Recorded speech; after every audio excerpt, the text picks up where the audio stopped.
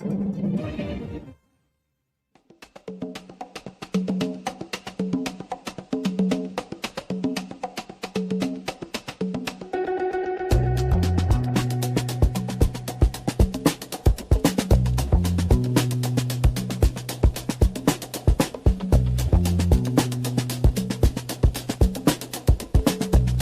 is a Trump country. We live in the Southeast. We drink sweet tea. We don't drink socialist Kool-Aid. There are those that think I'm a very stable genius. Joey Clark. Welcome into the program. I'm your host, Joey Clark. Thank God for another beautiful day. Hopefully it'll be a beautiful show. And Montgomery needs a new mayor. But if we can't get a new mayor next year, maybe Montgomery just needs a new governor. Joining us, as he always does on Wednesdays. Glad he's here because I'm ill-prepared today, folks. I got caught up doing other stuff. We have the one and the only Jeff Poor, host of the Jeff Poor Show and editor-in-chief at 1819news.com. Jeff, how are you today? Doing well. Thanks for having me on. You tired of talking about the data center thing? Man, I just, the anti-data center people are very, very, I guess, animated right now. Yeah, and I guess it's Coach really stirring things up. But I want to address some of what I got into on your show this morning. What do you make of, like, just these last few days? I know y'all have been running headline after headline of Coach Tuberville said a thing on a particular issue. Today it's talking about the number of state troopers. He was, of course, talking about the Department of Corrections system the other day and talking about the data centers. I kind of like that he is now, as we're hitting into the sprint out of the summer into the November campaign, he's actually hitting state issues, and it seems like we're waking Alabama up. We are, and he did a lot. It was one speech that he gave us a lot of things, but we've heard more out of Tommy Tuberville in the last 2 days than we've heard out of Kay Ivey the last 5 years. So make of that what you want. Now, does he have any natural enemies? Like, or let me put it this way, folks that'll pretend to be his friend because he's the governor and he's going to be a very popular one when he gets in there, but who are, say, sharpening the knives behind their backs and will fight him on certain things, or like there's certain interests. I'm not necessarily looking for like individual names, but who do you suspect is going for him once he comes in as governor? I think it's wait and see. Now there's this real movement right now to kind of like get on his good side, and they're taking advantage of it. They're fundraising off of it. But they really, I think, you don't go 10 years, sort of status quo. Things are done the way they're done. And then beginning in January 2027, we're going to just totally shift everything. And this includes, like, things we don't think about, like who contractors are within state government, particularly the prison system. I think you're going to see changes there. I think ALDOT and some of the contractors and the road builders, the way they've done things and the priorities are going to change dramatically. Healthcare, public schools, you're going to see things that we don't think about on a daily basis, but have been a cash cow for a lot of people. And that spigot's going to be turned off. I think there is going to be, it's going to be a bumpy ride that first year. And you're going to see some people who will push back. And, what have we learned in this state? You upset the wrong people, they will play dirty. We'll see if Coach is ready for that. Now, I'm looking at one headline here at 1819 about the AEA holding racially segregated elections. Gotta love their race-based bylaws over there. But I'd imagine the AEA still, they ain't what they used to be many moons ago, but I'd imagine they're still ready to get in everybody's ear and push back where they need to. No, and interesting on that story, you know how the AEA come to be. It was during the Wallace era, you had a black teachers union and you had a white teachers union, and we can't do that anymore, so they merged. Well, you might imagine the power structures at each of those unions are like, well, we like having our own sort of segregation. So there's power in that. There's power being the head of the black teachers union. There's power being the head of the white teachers union. So they came up with this compromise, and it's this antiquated system based on that. Really, they just took like segregated schools. They did away with a lot of the institutional segregation and just incorporated it in their self-governance. Well, here it is, 2026. We're still doing this, and no one's really ever questioned it. And I think that if this is going to be a public sector union, we don't need to be doing that anymore. Yeah, I think I don't know. It's about time that the Republicans fully put that to bed with the AEA. You're always going to have a teachers association, but I would love to see them, excuse me for the language, neutered as a major political lobbying power in the state. Maybe it'll always be the case because how big the Education Trust Fund is, but it seems like we could still divvy up a lot of public dollars for good public education without the AEA having their fingers in every pie.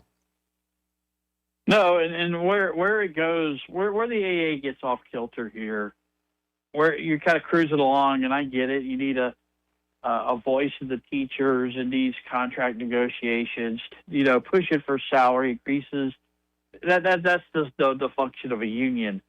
But what it's become, Joey, is like they decided they want to dabble in education policy. They don't want to teach this. They don't want to teach that. They don't want to administer their schools this way. They don't want to do, but these are public schools. And sometimes what they don't want to do is kind of antithetical to what the people who pay their paychecks, who pay taxes into the system want to do. And they fight on that. And we've had a lot of that, be it school choice or whatever.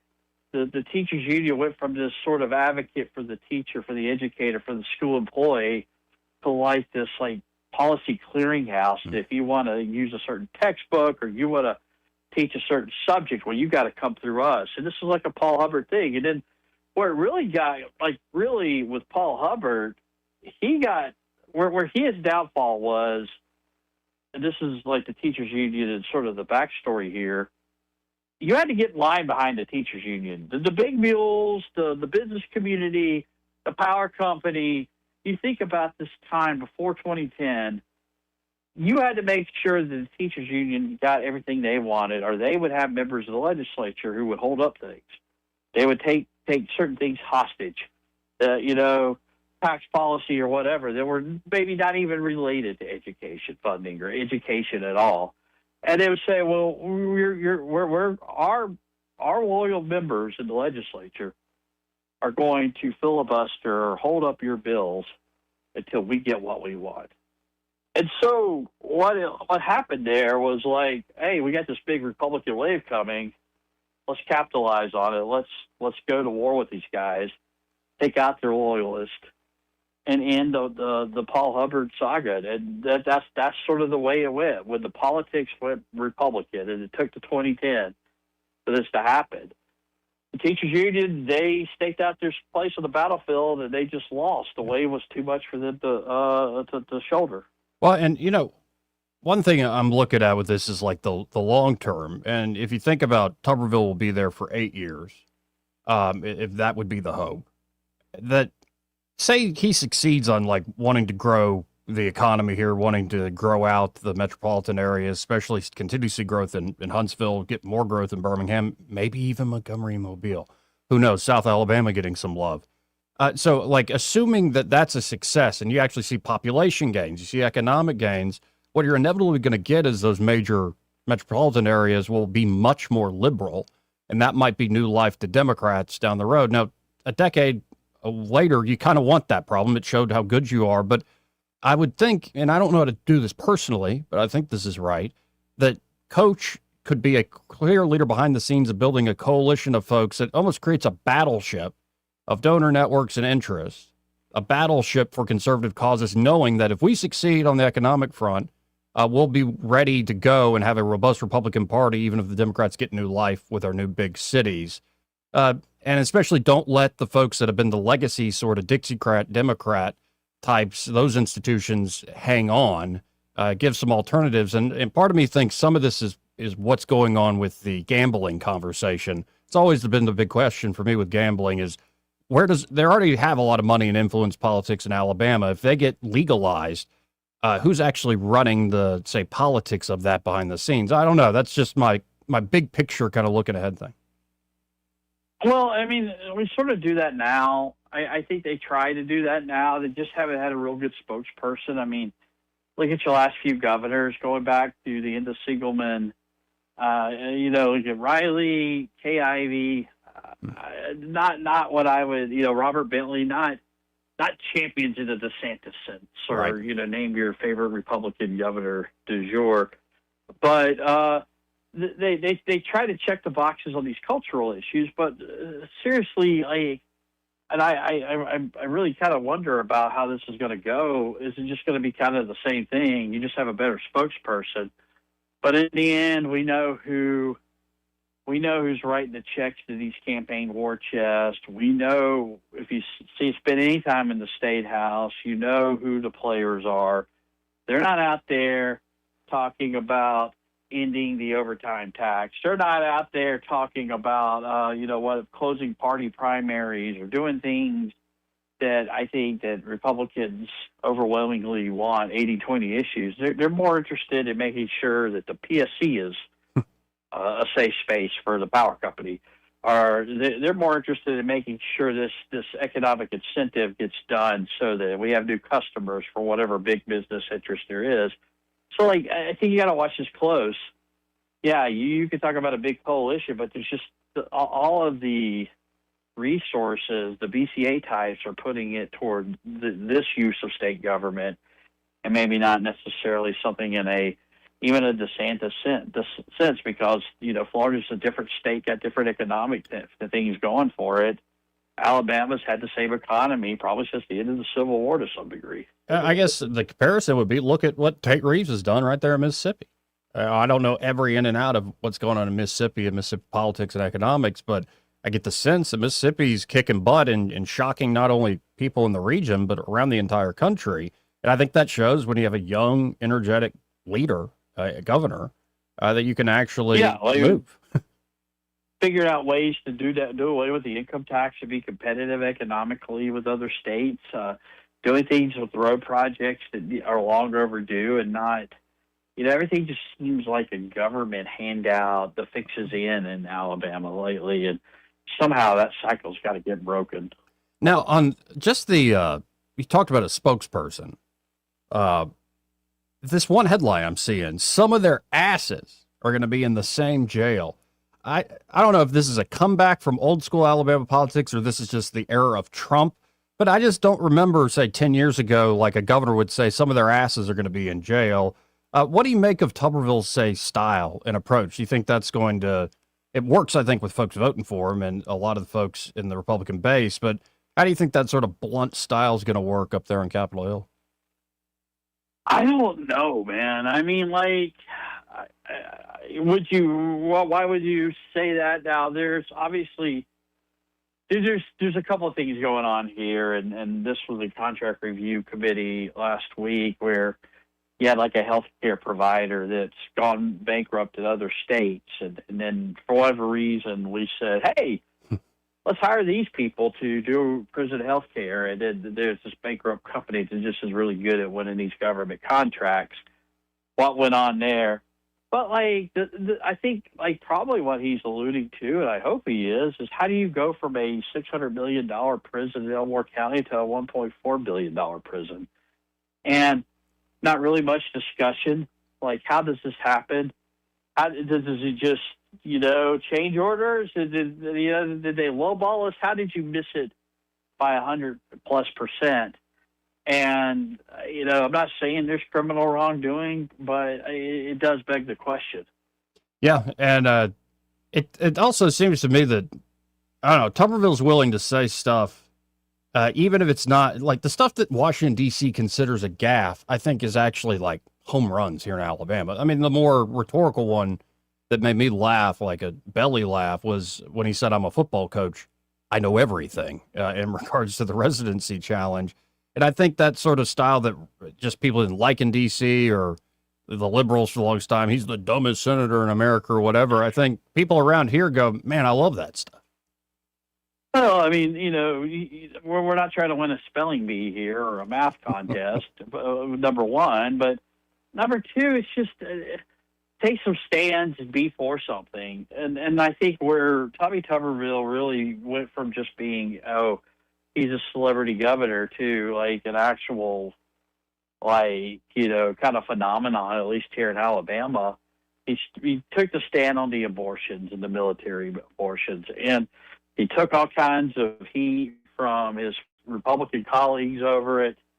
And there are people who just say, well, just let them have their abortions at the VA hospital. I don't know why you would ever go to a VA hospital and have an abortion, but apparently it's a thing. And he took a stand on it, and he didn't relent. And I guess he finally did relent, but it wasn't because of, like, the pressure from, the late Lindsey Graham or Dan Sullivan or Joni Ernst or anybody. He stuck with it as long as he could.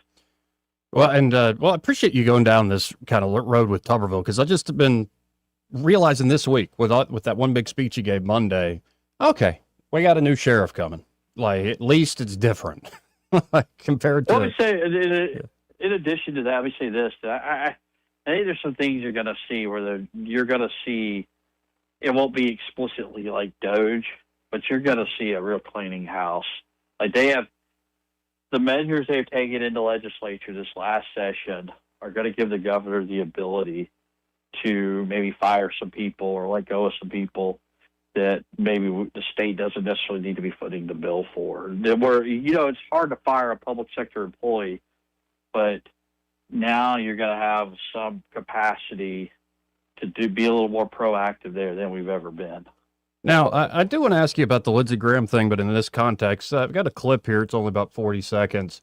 And I think this is underneath the Capitol, sort of all those tunnels and hallways underneath. And, of course, this is soon to be senior senator from Alabama, Katie Brett. But let's listen in real quick. How difficult is it going to be to get appropriations bill passed without Senator Graham? Everything is going to be more difficult without Senator Graham. He was the linchpin in all the things that moved around this building, in our nation, and truly across the world.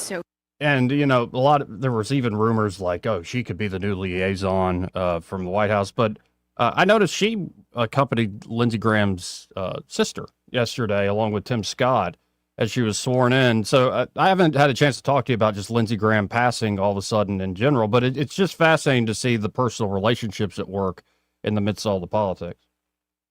Well, he's been in the Senate for a long time, and he had relationships with a lot of the Democrat members. And it was sort of an understanding of Lindsey Graham doing his Lindsey Graham thing, and it wasn't like, oh, it's this new football coach or whatever. Been a guy, he cut his teeth with John McCain, with Joe Lieberman.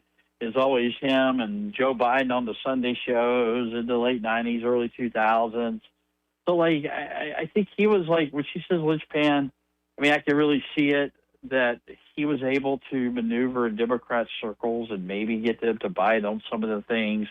But he's also one of the, like, underreported things was, like, his relationship with Trump. Somehow he worked his way into Trump's spear, and he had Trump's ear at times. It was maybe not, they weren't, like I would say, drinking buddies or anything, but there would be times when when President Trump would take advice from Lindsey Graham and get things in the Senate, maybe very small, inconsequential things in our view, but they were done, and that was sort of one of his traits there as a U.S. senator. Yeah, and that reporter went on to ask Senator Britt straight up about somebody taking Graham's place as a key conduit between the Senate and the White House, and she said nobody can fill Senator Graham's void. Nobody, none of us.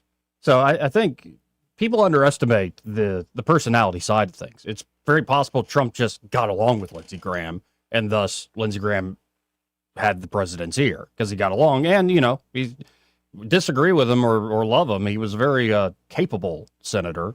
So I think it's hard to, we saw it with Charlie Kirk over the last year. You can't replace certain people. One other thing that's kind of interesting, Coach said this the other day. I mean, Lindsey Graham didn't have a family.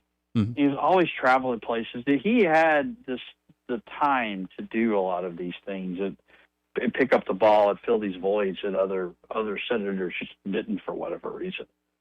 Yeah, no, it's easy to forget about that angle because a lot of these folks do have families and other obligations. And Lindsey was one of the few that didn't seem to personally enrich himself. But why buy a bunch of stuff or get a bunch of money yourself when you just have a bunch of friends you can go visit all around the world? Yeah, well, I mean, but he was like in Ukraine all the time, or in the plane somewhere. He wasn't flying home to see his wife and kids. So, he made his job his lifestyle. And like, we can talk about the merits of that or whatever, but that there was some merit to it, for somebody to be kind of the guy who could go around and be the frontline source for a lot of intel these senators relied on. Well, and it brings extra attention because, that harrowing quote Graham gave to somebody right hours before he died, that I can't die yet. He sort of joked, I've got too many things I'm trying to do. And it just reminds people, like, you never know the time when you might be taken away. And I look at somebody like Mitch McConnell and I'm going, well, we might not know exactly the time. But the actuarial tables are like, maybe suggest the time is close. I don't know. What a mess. These acts of God are hard to predict, aren't they? Yeah, they are. But McConnell outlasting Lindsey Graham, I did not see that coming. No, I wouldn't add that on my bingo card either. With a lost steakhouse, you bet. Well, I always appreciate your time, Jeff. And if folks want to check out what you're doing, how can they do so? 1819 News, 1819news.com or x.com/Jeff_Poor. Appreciate it, man. Talk again soon. Again, Jeff Poor, folks. Editor-in-chief there at 1819 News and host of the Jeff Poor Show. And just all around insightful guy, especially Alabama politics, but national matters as well. 272-9228 if you want to get in on the conversation. It's 334-272-9228. I got to hit this quick break. We'll be right back after this. He may not know whether he's coming or going, but whether you're going to work or coming home, Greg Budell is there. Mornings 6 till 9 and afternoons 3 till 6. Only on News Talk 93.1 FM WACV. What's your biggest investment? More than likely, it's your home. So treat it that way when you hire a painting contractor. With PBS Painting, there are no gimmicks, no $99 specials. Just quality painting and someone who treats your home with the same respect that you do.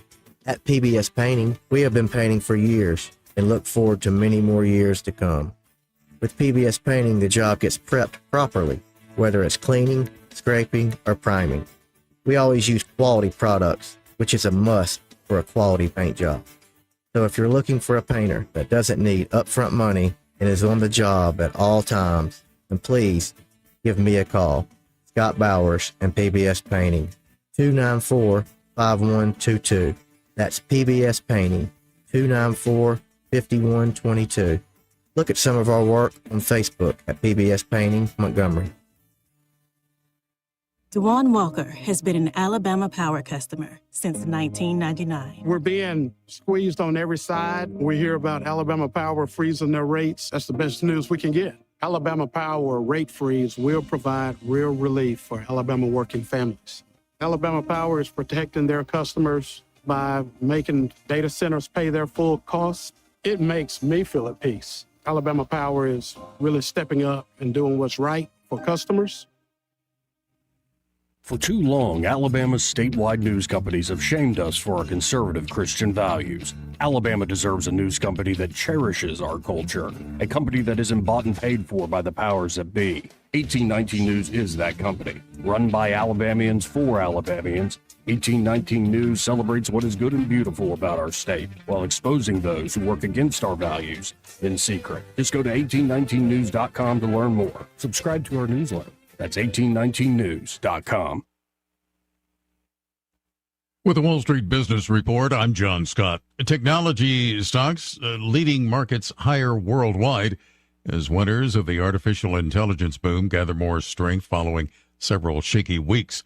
The S&P 500 rose 0.4 early Wednesday and was on track for a fourth gain in 5 days. The Dow Jones Industrial Average and NASDAQ Composite both in positive territory also. Morgan Stanley shares rose 2% in pre-market trading after the bank reported revenue of $21.3 billion in the second quarter, a profit of $5.6 billion, both records. It follows a slew of strong reports from big U.S. banks on Tuesday, with all of them to some degree crediting their trading desks. And for the Wall Street Business Report, I'm John Scott. Rich Thomas Weather is brought to you by Mr. Electric of Montgomery. Mr. Electric, we've got the power to make things better. Visit MrElectric.com. Rich Thomas Weather. It's a very typical July forecast, getting closer and closer to a normal pattern. Good bit of sunshine today mixed in with some clouds. High temperatures back to 90 or above today, 70s tonight. And again today and tomorrow and Friday and Saturday, there will be scattered random showers and storms, not as many as we've seen lately, and they will be most numerous in the afternoon and evening hours each day. Our weather app will keep you on top of the action. From the Blue Water Weather Center, this is Rich Thomas. The River Region's News Talk Station. News Talk 93.1, WACV. News Talk 93.1.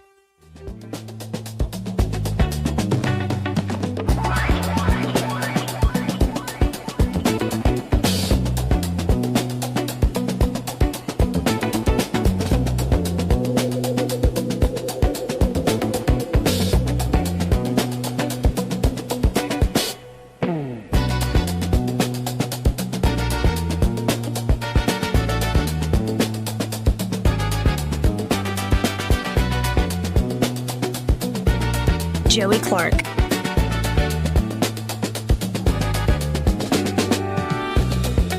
Welcome back. I'm your host, Joey Clark. Now, some folks got all sorts of upset with Tommy Tuberville for saying data centers are coming whether or not you like it. I like winning. I don't like losing, and data centers are the future. And why would we run that off from the great state of Alabama, especially when all these other places are running it off? Let's pick up the pieces. Well, it's not just Coach Tuberville who's saying stuff like this. Of course, I played for you last week Secretary of the Interior, former governor of North Dakota, Doug Burgum, saying all the anti-data center stuff online is a China plot to win in the AI race. So propagandize Americans. It's not the most ridiculous thing to think the Chinese might be up to. Certainly more credible than the Russians helped Trump win 2016's election. But here's the deal. It's not just Tuberville. In fact, I'm seeing a quote here. One of the biggest driving forces in the future for jobs are data centers. This is from Truth Social. One of Trump's own messages. One of the biggest driving forces is capitalized in the future, futures capitalized for jobs, also capitalized, are data centers. Sometimes I don't understand, but there is a certain style to the madness of how this is written up. But they are big, strong, bold, and money machines for the state in which they are built. Governor Kathy Hochul, I guess that's New York, for political reasons, has terminated all data centers being built or to be built in New York State. These companies are now being sought in Alabama, Florida, Texas, Arizona, and many other states. Both the taxes and the jobs amount to liquid gold. That's in all caps. New York State has made a terrible decision. All this income and other benefits will be going to red states and some blue, where data centers are sought as cash cows with lower taxes and record-setting jobs. They must pay for their own water and power, and any leftover goes back to the state and local community. Data centers are tremendous wins for the states and communities that are lucky enough to get them. New York should change its policy immediately. The radical left Democrats must not be allowed to cause us to lose data centers, AI, and all this incredible new technology to China and other countries. So yeah, are we going to be like New York State here in Alabama and not have data centers? I don't know. Let's go to line one. You're on there. Who's this? Hi, this is Betty. I just got a quick statement. Yep. I worked for a large corporation worldwide. We had data centers. 0 people worked in data centers. So you may want to keep that in mind and check out how many jobs it does create besides the construction. That's it. Not a lot. I'd imagine there's still going to be upkeep, though, with your facility. So your, HVAC, there's going to be certain... Not a whole lot. Really? It's computer banks. Right. It even has air conditioning systems where it picks up the dust, anything like that, because they can't have any dust in those rooms. They're clean rooms. So a system, evac system, picks everything up out of that room. I never seen anybody in those rooms. If something, a hard drive would go out, a bell would go off to the repair center, and they would send a repair guy in to fix it, which you never seen anybody in there. Never. No, I'm not arguing too much with you. I know there's just a few jobs, but you're right in the sense it's not like you set up a new car factory by any means. Yeah, just look at the logistics. How many millions and billions and whatever dollars that they give them? How do you justify that with jobs? We need to get back to thinking about what they're telling us. Is it real? Does it make sense? Is it going to pay us? At what point would we ever get millions of dollars back from the taxes that they created? I hear you loud and clear, and I think actually using it as like this is a jobs cash cow thing is not the greatest sales pitch. Absolutely. It's the second part of what I just read from the president that I think is a little more, and people might love it or hate it, but I think there really is an arms race with China on AI. And it's not just a matter of a few little more conveniences here or there. I think the AI gets to a point where this is probably up there with nuclear weapons as a very powerful technology. All right, back to the arms race. There's already, during the 2020, 2024, they sent tens of thousands of satellites up to 2 levels of the universe, of the atmosphere. Mm-hmm. Those are already working. Now we've got cameras and stuff like that. How much does AI add to that capabilities that they can use?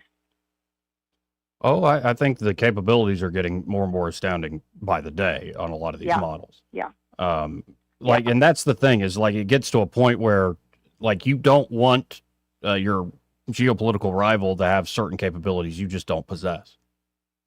Yeah. But it came in so fast. If you think about it, Elon, everybody just adores him. He come in, first of all, China financed his auto manufacturing. And then boom, within a short couple of years, he came out with SpaceX. Mm-hmm. All the R&D, the planning, the building, all that was done.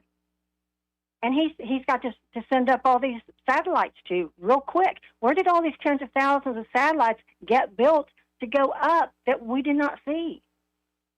That's a good point. Well, and I think a lot of it's the government that he's working with. Mm-hmm. Yeah, like having a satellite constellation that gives you real-time data tracking of the entire Earth, as Trump's talked about with the Golden Dome. And as you see the operations in Ukraine, that war between Ukraine and Russia, where drones are taking, that's just one of the applications. But I just looked it up, Betty, like the Meta data center here in Montgomery, and it's to your point, it has around 100 operational jobs. So they say. Okay. When they shut down one manufacturing company, the union rep recently, they come out with the union rep real strong blast in the manufacturing. What they do is they shut it down, one manufacturing of long-term jobs, open another one where they hire their type of people. So there's a game being played here. Back when Obama said that people have been charged long enough, they're shutting down businesses and starting businesses for their type of thinking people. So they need to look for the EEO. My corporation was also under EEO. If your company didn't look like the general public, you were not hiring fairly. And that's something we've broadly ignored. So anyway, I just want to put my 2 cents in. Well, I appreciate the call as always. Thank you, Betty. Thank you. Have a great day. Bye-bye. 272-9228. That's 334-272-9228. Yeah, I mean, I'm looking at the breakdown here. A lot of it's going to be technical jobs. Like some of it is going to be electrical, HVAC, certain certification based gigs, like trade school jobs, which those folks are making a lot more money than, talk radio hosts because they actually do something instead of just sit on their butt and talk. But yeah, I mean, the basic point, and this is the problem. I was telling Jeff Ford this on his show this morning. Number one, when you look at a data center, to Betty's point, it's not like looking at a car plant or any major manufacturing plant, even with the accounting for all the robotics and efficiencies and productivity that have been brought up even in massive manufacturing. So like just to the average Joe, you get that you're going to get jobs at Hyundai. Maybe not as much as was at a car plant in the 1960s, but you're still going to get jobs. And it's just kind of common sense. That's not the case with the data center. Betty's got a good point that you're not going to see thousands of people going in and out of a particular building. And I think part of what's happened here is there is a general distrust of pretty much every major institution, including a lot of corporate institutions. Is that distrust justified? Warranted? Yeah, probably so. A lot of this era of distrust is a real thing. Because, you know, you look at the value of the dollar and how it continues sinking like a rock. Decade after decade, year after year. If you're not invested, at least in the stock market, or if you're not investing in even wiser things to try to keep up, if you're just throwing it into savings, or maybe you're just living paycheck to paycheck, you're not even saving greenbacks. Yeah, you can feel like, man, even when I get a raise, even if I get a new job, I'm still feeling the squeeze. And they've promised this, they've promised that for a long, long time, but the middle class continues to get squeezed.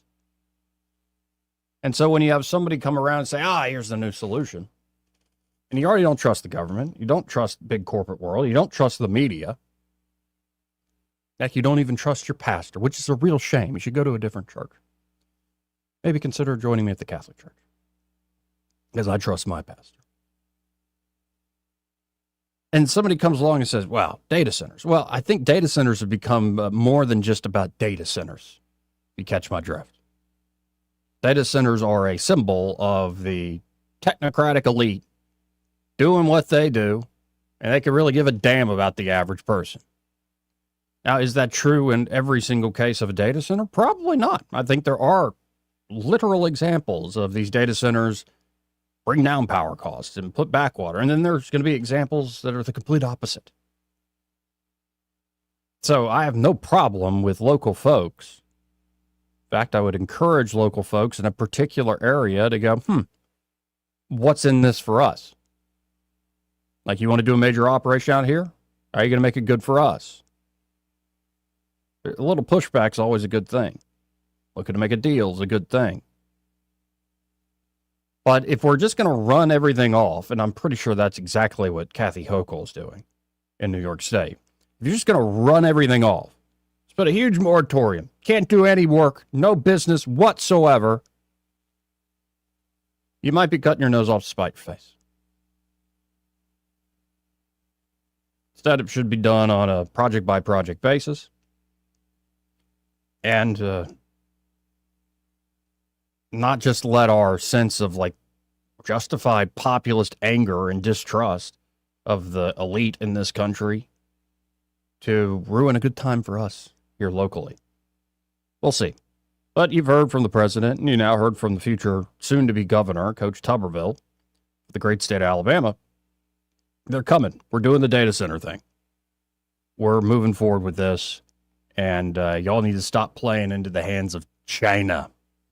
We'll see where the argument goes. But, you know, just on a sort of common sense partisan basis, yeah, a lot of the blue states are putting moratoriums on stuff. Why would deep red Alabama be like the blue states? We ain't liberals. Well, some of us are. A lot of people think I am. I don't really fit anywhere, I suppose. I fit at the Catholic Church. But yeah, why would we do like New York State? We're not electing Kathy Hochul. We're electing Tommy Tuberville. So get with it.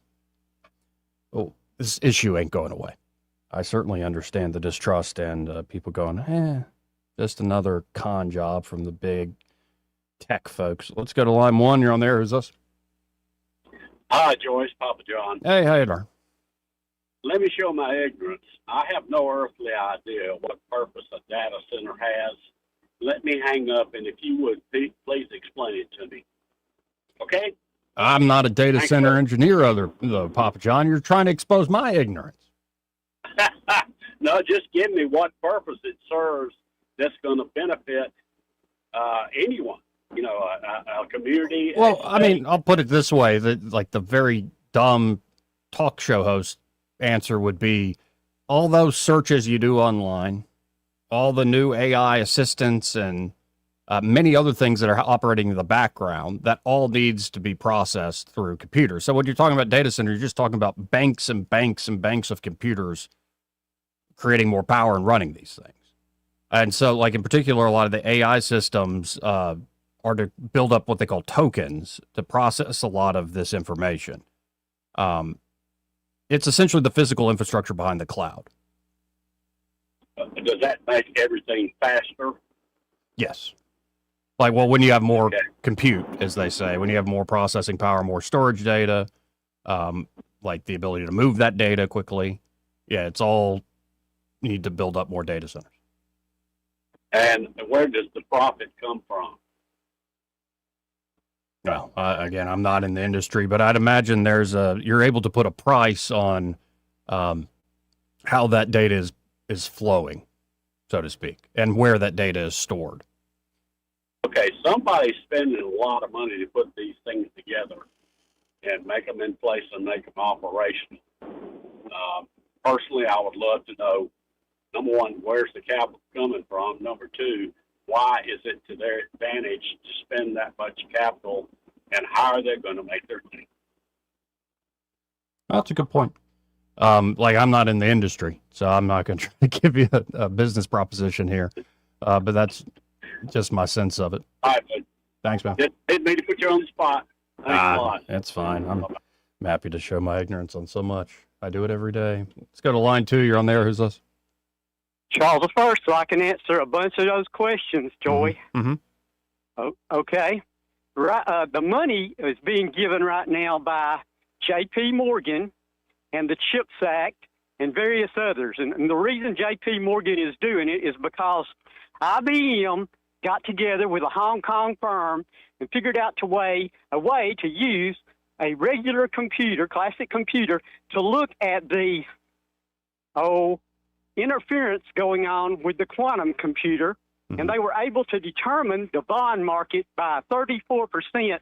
Over and over again, they showed this was something they could do, predict bonding, stock market bonding, a certain specific kind of it, to a greater degree, which makes that very, very, very profitable. And J.P. Morgan itself, using AI, has shown that their company and quantum computing can also make a profit off of it.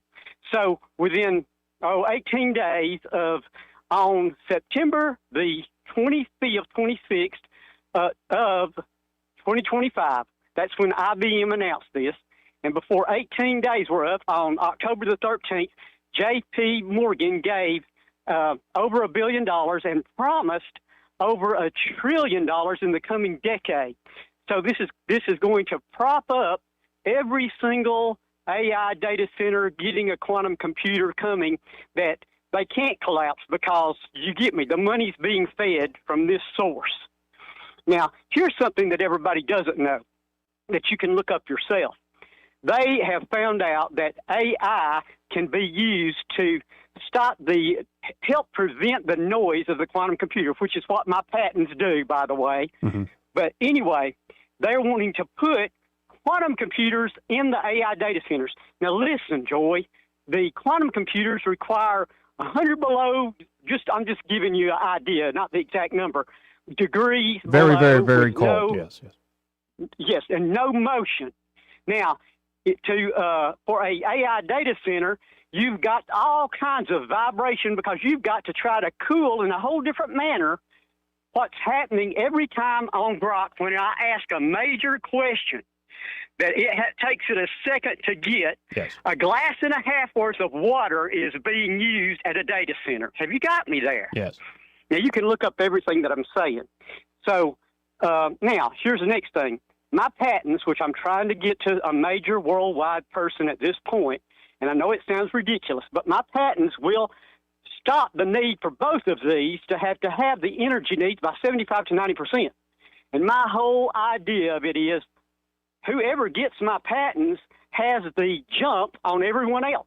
You get me? Mm-hmm. China, everybody. Yep, and what I'm going to say is, yes, what I'm going to say is, if you want my patents, you are going to make this all right for us. And everywhere that you were going to use that power to power at an AI data center, you will now give a super discount to everyone in that area you would have took money from, or you're not getting my patent.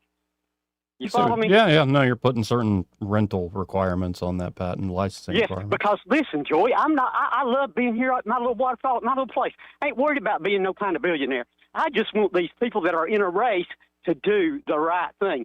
And Joey, my math over and over again is math on AI gets better.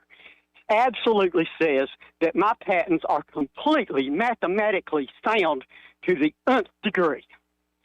So, No, but it sounds like there's getting it out there. some engineering that would have to go on, and that's always the more difficult part. It would take about 3.5 to 4.5 years to actually get what I've done made into the system that reduces all of the usage. But with AI, it could even be quicker. Well, I hope it because works, AI is because what you're improving. saying is like you'd be a freaking hero for everyday people. But I appreciate it, Charles. I got to run. Thanks, man. Hey, thanks a lot. We got to hit a very quick break. Be right back after this. Want to carry News Talk in your pocket? Download the News Talk 93.1 app from the App Store. Available on iPhone and Android. Never miss a moment. Download now. You want your floors to scream new, fresh, and stylish. But if yours are groaning, tired, old, and outdated, you're in luck. Because at Prattville Carpet, you can revitalize your floors while you save on the best brands available with perfect and professional installation and Prattville's unbeatable lifetime warranty. Hi, I'm Ray Bowles from Prattville Carpet. If you're looking for carpet, hardwood, laminate, vinyl plank, or ceramic tile, call us today for your free measurement. Start shopping for your floors right now at PrattvilleCarpet.com. Prattville Carpet, we're more than just carpet. Live local talk.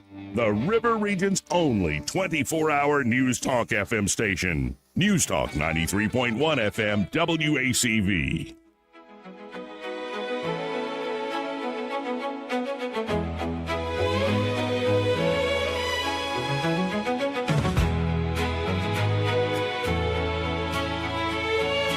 Joey Clark. Welcome back. Data centers, baby. I think it's about more than just data centers, but let's get off that for a second and talk to Austin Baranko with Invista Advisors. Hey, Austin, how you doing? Oh, having a good week, Joey. How are you? A very good week so far for me as well. Let's just tell folks real quick about Invista Advisors. Of course, I'd imagine y'all could help people with like their investment strategies, right? Yeah, absolutely. And that's our primary focus is, we're registered investment advisory, and we typically lead with planning. So, any types of investments that listeners may have that want professional recommendations on, come to us. We will build you a plan. And then the hope is that we help manage those assets for you, whatever type of assets those may be. But you can imagine the variety of different types of needs people have: putting kids to college, retiring, taking care of an elderly parent, settling in a state, buying a business, selling a business, you name it. But investments and assets are what we specialize in, and we'd love the opportunity to help any of your listeners. And especially with all this new technology and all these moves being made, folks, you want folks like Invista Advisors that are up on the latest. And again, it's a one-stop shop too, where it's beyond just managing those assets. As Austin just said, any financial concerns wherever you are in life, they can help you plan, help you get set up. Just call them up today at 387-0094 and start the conversation there. Again, that's 387-0094. Be sure to tell them you heard Austin Baranko on the radio with Joey Clark. Awesome. Well, thank you, Joey, and you have a great week. You too. Great to hear from you. Bye. Again, Austin Baranko with Invista Advisors. Eddie Bader here in the studio. Hey, buddy. How you doing? I'm all right. How you doing today? I'm all right. We're both wearing black today. That's a change. Yeah, I had to go down to the big city of Luverne. Luverne. They got a data center down there now? I don't know, but you know what? I got to, from outside looking in, they seem like they'd be ripe for one. Because of a lot of land? There's some land down there. Yep. Yeah. Went down there and looked at some commercial property. Let's go to line one. You're on there. Who's this? Betty? Hey, Betty. Welcome back. Hey, real quick, I wanted to add something. The data center will get income from the advertisements that we get, through there that we see. Right. They have not said anything that they've been excluded from foreign country investment and maintenance. Second thing is what brings my security concern. I dealt high with security in the company I worked for. If the White House had all these cameras in there where they could chop and manipulate film to frame J6ers, where every American almost believed that they did crimes, what will they do to us with this kind of information, saving every word we print, every word we say, everything we do on paper? Sounds like you shouldn't be causing What can problems they and do to asking questions like that, Betty. Yep. Yeah, I'll be number one because it's hard because you got to get people motivated of what the whole scope of something is. Don't sit back and take what they're giving us. So I'm going to get off of here. I appreciate it. Thank you, Betty. Well, and also think about it this way. If you do use Facebook or Instagram or any of these things, it's often just the physical backbone of all that compute they use to run those services. And they're making money off the actual digital service. They're not making money off just running the power through the data center. Right. Now, there are some examples of cloud storage and renting things out, but no, like this Meta thing is to make Meta run better. And for Meta to have plenty of compute to do whatever they want to do that they think might be profitable. And a lot of it does come down to advertising. Yeah. If Clicks, not baby. some subscription models. Clicks, baby, clicks. Clicks, baby, clicks. Yeah. No, and it's like, well, why is anything valuable, especially like these tech companies? And it's Only like, as valuable as the person is that wants it. that's the number one way to stop this stuff. It's not to go get a government regulation. Is like stop using it. But you're talking to sheep. Well, that's mean. Shouldn't be judging people. I'm any a better. sheep. I'm a sheep just like the rest of them. Oh, see, that's how you get out of it. We're sheep. I wish I could put this down. All right. I struggle to put it down the 4 when hours a I was, night I sleep. I was looking up answers on Grok, and I'm thus using the data center, just pouring out that water, baby. Yeah. Okay, but where's the water going? People assume that it's wasted. It's not. It's not. Right. It's not. Just know that. Right. It's just a cooling system. Like, as much as like the fat cats are screwing you, yeah, they're not dumb. Most of them ain't dumb. It's just, yeah. Anyway, we got to hit a break. All right, man. We'll be right back after this. Broadcasting from the Riverside Chevrolet Master Control Center, this is WACV Cusana, News Talk 93.1 FM. When it's Chevy, it's Riverside. With SRN News, I'm Bob Agnew in Washington. Acting Attorney General Todd Blanche making an appearance today before the Senate Judiciary Committee. He claims that under President Biden, the administration turned the Justice Department as a weapon against its political foes, something he says that he has tried to rectify. He also answers some tough questions from leading Democrats on the panel. President Trump travels to Carlisle, Pennsylvania today. There he is scheduled to speak at the Pennsylvania Defense and Innovation Summit at the U.S. Army War College this afternoon. The event expected to focus on defense priorities, military readiness, and emerging technologies.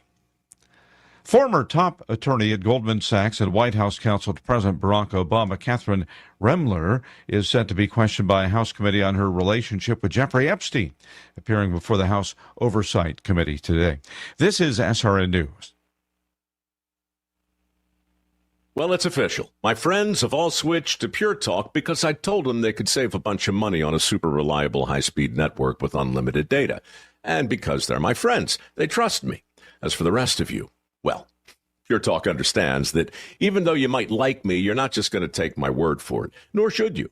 For that reason, and for a very limited time, Pure Talk is offering any of their plans for just $15 a month for the first 3 months, including their top-tier unlimited plan that normally sells for $65 a month. Think of it like a test drive, a super simple way to save $150 while you kick the tires on Pure Talk's blazing fast network, and a fine way to see for yourself why I switched from big wireless, along with a few 100,000 of my closest friends. Dial pound 250, say Mike Rowe, and be connected to Pure Talk's friendly U.S. customer service team. Again, dial pound 250, say Mike Rowe, and let the savings Rich Thomas Weather is brought to you by Victoryland. The winning is 24/7 at Victoryland. Go where the winners go every day, and you can be a winner too. Victoryland, I-85, exit 22, shorter. Admission 19 and over. Rich Thomas Weather. It's a very typical July forecast, getting closer and closer to a normal pattern. Good bit of sunshine today, mixed in with some clouds. High temperatures back to 90 or above today, 70s tonight. And again today and tomorrow and Friday and Saturday, there will be scattered random showers and storms, not as many as we've seen lately, and they will be most numerous in the afternoon and evening hours each day. Our weather app will keep you on top of the action. From the Blue Water Weather Center, this is Rich Thomas. When the heat hits to the river region, don't wait. If your AC quits, Hands Heating and Air offers same-day service, or your diagnostic charge is free with their Comfort a Day or You Don't Pay guarantee, plus 24/7 service with no overtime charges. From the Blue Water Broadcasting News Center, these are today's top stories. The case challenging Senator Tommy Tuberville's eligibility to run for governor has been appealed to the Alabama Supreme Court. The suit argues Tuberville does not meet the Alabama Constitution's eligibility requirements to serve as governor. The plaintiffs claim Tuberville's primary residence is in the state of Florida. It is unknown when the Alabama Supreme Court will rule on the case. A Montgomery man has died following a two-vehicle crash last week. The accident happened the morning of July 8th on Eastern Boulevard near Carriage Hills Drive. 81-year-old Lee Langham was critically injured. He was transported to a local hospital where he died Monday night. The cause of the crash remains under investigation. The city of Montgomery announced 18 people have filed qualifying paperwork for the special election to fill the vacant District 3 City Council seat. Qualifying ended Tuesday at 5 p.m. The special municipal election to fill the seat vacated by Marsha Johnson will be held on Tuesday, September 1st. From the Blue Water Broadcasting News Center, I'm Sky Mosley. This hour of news and views is brought to you by our good friends at Alabama Home Mortgage. Alabama Home Mortgage, 567-4223. Visit them on the web at myalabamahomemortgage.com. NMLS number 1586368.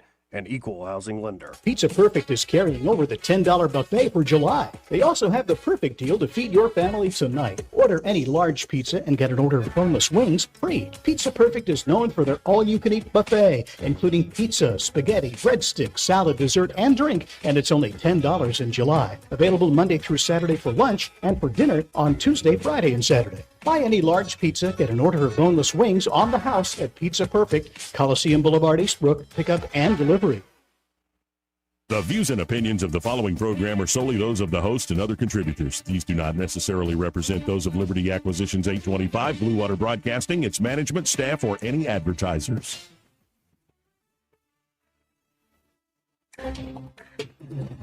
It's time for Montgomery's conversational radio show. It's News and Views on News Talk 93.1 FM. To join the conversation, call 272-9228.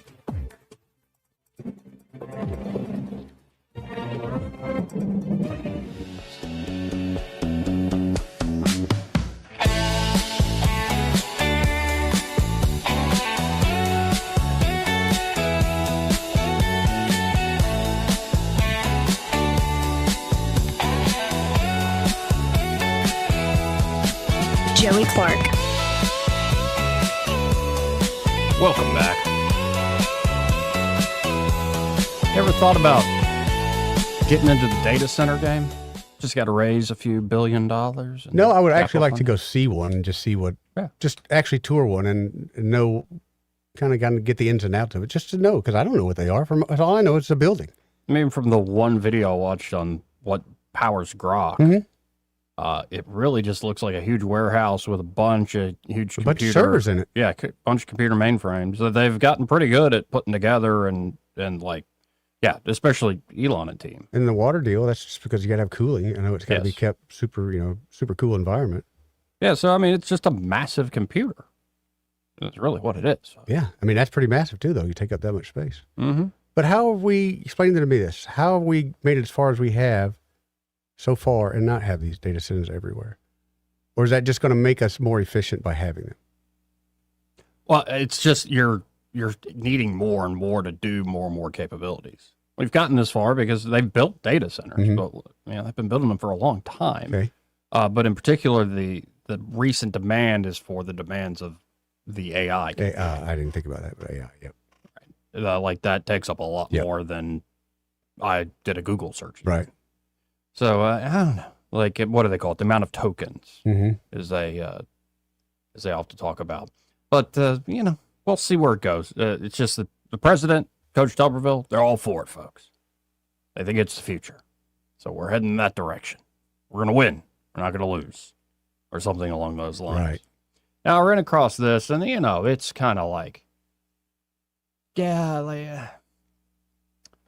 it's Europe, so Yeah. But they've come up with new broadcasting guidelines. Oh. And what they're trying to do, new broadcasting guidelines introduced in Europe. Okay. They're trying to prevent women athletes from being sexualized through, what do you think they're being sexualized through? Be through the camera to my TV. They're trying to prevent women athletes from being sexualized through camera angles and slow motion replays. The European Broadcasting Union partnered with European Athletics to release new guidance for women's athletics coverage, with broadcasters urged to focus on performance and technical ability. The guidelines warn against lingering shots of athletes' bodies, low camera angles that capture revealing views, and slow motion replays that offer little technical or storytelling value. The sexualization of women athletes through selective camera angles and editing choices continues to be a significant concern across many sports broadcasts, said Glenn Killane, executive director of some European sports Okay, network. the next complaint will be, no one's watching our sports anymore. Mm-hmm. Well, and they actually have little infographics here Yeah. that are like, this is problematic, this one's cool. So one is like a coach, like just a girl walking. Yeah. And one's a coach on the arm. The other one is her like bending over, picking up a water bottle. Don't do that shot. Other is her like just Doing a sitting on the sit-up? ground. Yeah, doing a sit-up. Don't do that shot for some reason. And again, another's like a fan saying, can you take a selfie with me? And then the no-no one is like, full on angle from like it's like you're underneath her. Good Lord. Yeah, that I mean I could see Do people do that though? Right. I don't remember seeing many selfies like that. I think the whole thing is stupid. Lingering shots on bodies, low angle cameras that capture revealing views, and excessive slow motion replays that serve no technical or storytelling purpose are among the issues observed in media coverage of women's athletics competitions today. The 23-page Raising the Bar document uses examples from real broadcasts to highlight potentially compromising shots across high jump, pole vault, long jump, and running events. Okay, let's just start with the high jump there. How are you going to show me how high she really jumped if you don't have a faraway shot that kind of shows me all the angles of her body moving? Are you just we're just gonna look at the sky and then the mat? That's not gonna be very exciting. Mm-hmm. Broadcasters are advised to avoid tight shots from behind athletes, low cameras underneath competitors, and certain slow motion shots. Instead, wider angles showing run-ups, takeoffs, and techniques are encouraged.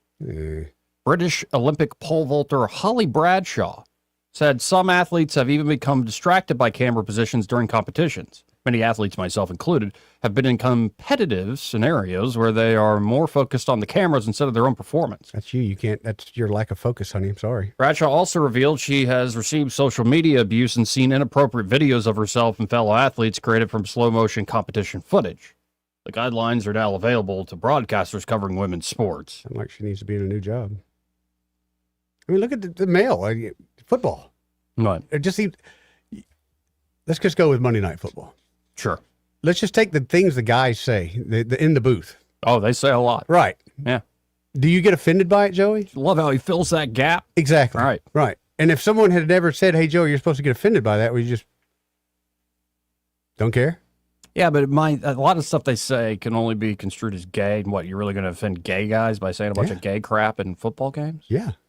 I don't think so. I don't think they're the wilting flowers they sometimes pretend to be. No, not at all. Very strong men. Mm-hmm. But it's also like,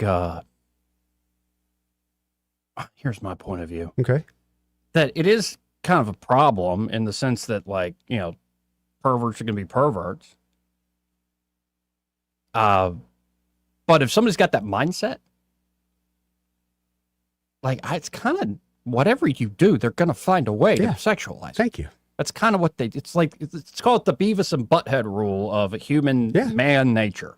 It's going to happen. Of male nature, yes. Hey, hold on. Don't be putting your females in the okay department. They're just as guilty. There You are just some don't of them. hear about There it. are definitely some of them. Yeah, but a lot of them just.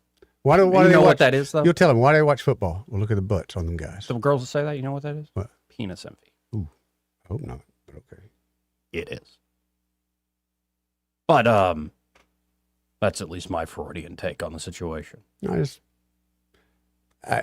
me, I But I'm see it just as saying, more if and a more. dude's going to be a big old pervert, He's you gonna could be be a pervert. wearing a skirt that goes down to the floor, and he's going to be like, "Oh, Right. I saw Look her at them ankle." cankles. Yeah. Right.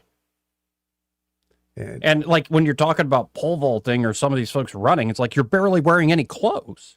Because that keeps you faster, right? And more aerodynamic. Sure. I mean, you could go full on, like I believe it was a while back where the WWE brought some of their women wrestlers over to Saudi Arabia. Yeah. And like the UAE, and instead of wearing the normal gear, they wore like full body suits, like tight full body suits. Oh, like one piece onesies? Yeah. Instead of like, booty shorts. Yeah, but you say, okay, you're saying this, but they also have a thing called lingerie football. Well, So- they're intending that's not a legit women's sport. There ain't no dudes in it. And you know what? Like, you could even try to figure like the WNBA. Who's sexualizing that? There's nothing sexy about that. Now, off the court, some of them are beautiful. Hey. But on the court? You know, it was sexy when Sophie Cunningham was doing that point. Okay, I did like that. But was Yeah. even sexier when that she had was the nothing ring to do girl. with camera angles or No. even what she looks like. When she was the ring girl, that was even more sexy. Yes, it was. Mhm. And it wasn't like she was wearing revealing stuff. No. Maybe sexy is like you like that person's personality. Yes. Yeah. There's a nice Good vibe there. Yeah. there's spark. She has a nice aurora around her. Yeah, I can see where some people are coming from, but it's also like once you go down this rabbit hole, like Where do you good stop? luck. Good luck. To me, it's just stupid. It's more eating away at culture. Anyway, let's go to line 2. You're Okay. on there. Who's this? Good afternoon, gentlemen. This is Babs. Hey, Babs. Hey, guys. I'm sorry, Eddie. I didn't catch you when you first answered. Where did you say the study come from? It's from the European Broadcasting Union. Yeah. And who do you think is influencing that? Ooh, maybe Muzzy. some muzzy? Yeah, just lightly. And the other thing that I wanted to say, did either one of y'all happen to see? Now, I guess I was watching Fox last night. I'm not sure. Yeah. A scathing ad against the new guy that President Trump wants to be Attorney General. Did you see that? Oh, I have not. No. They're already dogging him out. It was bad. Check Hmm. it out if you can find it. Interesting. And what they said makes me not want him to be Attorney General, but, you know, I don't know. I guess I got to check it out myself. Yeah, but the fact that they said it so effectively, like, doesn't that bring up suspicion to you? Yes. Yeah. Yeah, but yeah. Especially in the world we live in now. Like, they're going really hard at that guy. Yeah. I wonder what this is. They really are. Hmm. All right, gentlemen. As usual, I'm listening. I don't call in a lot anymore, but I had to call in about that Muslim influence. We don't watch out. We're gonna all be either dead or Muslim. So Did you say Muzzy Enjoy- the first night? You did, Eddie. Okay, wow. Anyway. y'all have a great day. Thank you for letting me on the air. Love you guys. Love you too, Babs. One of the times when you're at Baumhauer's, I'm going to come because we don't have church at nighttime anymore. Oh. So Would love to see you there. I would love to meet y'all. I feel like y'all are my best friends, along with Greg. That's so. sweet. Well, come by tomorrow night. right. Bombers. Well, will y'all be there? Yeah. Tonight? Yeah, tomorrow Tonight? or tonight. Tonight, yeah, we'll be there Excuse tonight. me, tonight. Yeah. I have to see if I can work myself up into getting dressed and going. All right. Yeah, All after right. 6. Love you guys. Love you too, Love you Babs. See you, hon. Yeah, tonight. Sorry, not tomorrow. Tonight. Today's Wednesday, right? Yep. Let's go to line 3. You're on there. Who's this? Simpler Days. Hey, Simpler Days. How you doing? Well, in Simpler Days, the old cameraman used to pan the stadium, and he would find a very attractive woman in a very tight-fitting attire. And the two cameramen would kind of bounce back and forth during the football game, especially when it got slow. It kept your interest. But now all of that is just taboo. We can't enjoy beautiful art. We can't enjoy it. It's bad. It's wrong unless it's a trans. Well, that's how you know. Like, it'd be one thing if there's a genuine push for more modesty. That's not the worst thing in the world. In fact, it'd probably be healthy for our society to become more modest. But you're right. It's not like, oh, be modest. It's more like, well, look at this sort of thing in this sort of way. Not that sort of thing in that sort of way. Do you remember in simpler days when Alabama won the national championship against Notre Dame and A.J. McCarron's girlfriend and Yes. the announcer was making comments about not only And about Musburger. Musburger, not only about his girlfriend, but his hot mother, too. Mm-hmm. Yeah. And, of course, back in simpler days, I mean, every fall when the football magazines would come out, they would have a pictorial about the cheerleaders from around the country. Yep. Yeah. Remember those days? I do. They were still doing that when I was in college. Mm-hmm. Yeah, and I mean, what's wrong with that? I mean, what's wrong with just like, a great athlete and the cheerleaders and their athletes and, whether you want to paint it with a negative brush or and to where now you can't admire someone because it's offensive unless it's trans or gay. Mm. But I think a good promotional poster for Coach Tuberville would be what do you think, Joey, when he's holding up the cigar, the six fingers after he beat Alabama 6 times in a row? Yeah, that might be all right. Well, for Auburn fans, I don't know if he might lose some votes. I'm going with Doug Jones. Roll Tide. He ain't gonna get any anyway. He's not going to need. He's not going to need a whole lot of Alabama fans. I don't think. I don't think so either. I think he's pretty well set. Y'all have a good day. Appreciate it. Oh, in a second, I hadn't mentioned one of these in a while, but you remember Nobunaga? Yeah. The Japanese guy who's making the rounds all around the country. Well, he has one where it's all about the phrase "Roll Tide." Oh boy. Mm-hmm. Does he go into the many different definitions of Roll Tide? I haven't read the full thing. I've been waiting. Okay. For the right moment. I don't know if he's the guy that don't know this stuff, Joey. Go to Jeff. Hey, Jeff. Hey, I want to play devil's advocate for a minute on the data centers. Okay. All right. Although I got nothing against them, I do have concerns. Okay. You ever seen the TV show Person of Interest? No, I haven't. That sounds familiar. You need to watch it. You'll understand what I'm about to say. They have all these cameras all over the United States. Flock cameras. And all these cities. Yep. And these data centers are collecting information with facial recognition. You see where I'm going with it? Yes. Mm-hmm. Yeah. It might be good because it stores information for the cloud and all this, but there is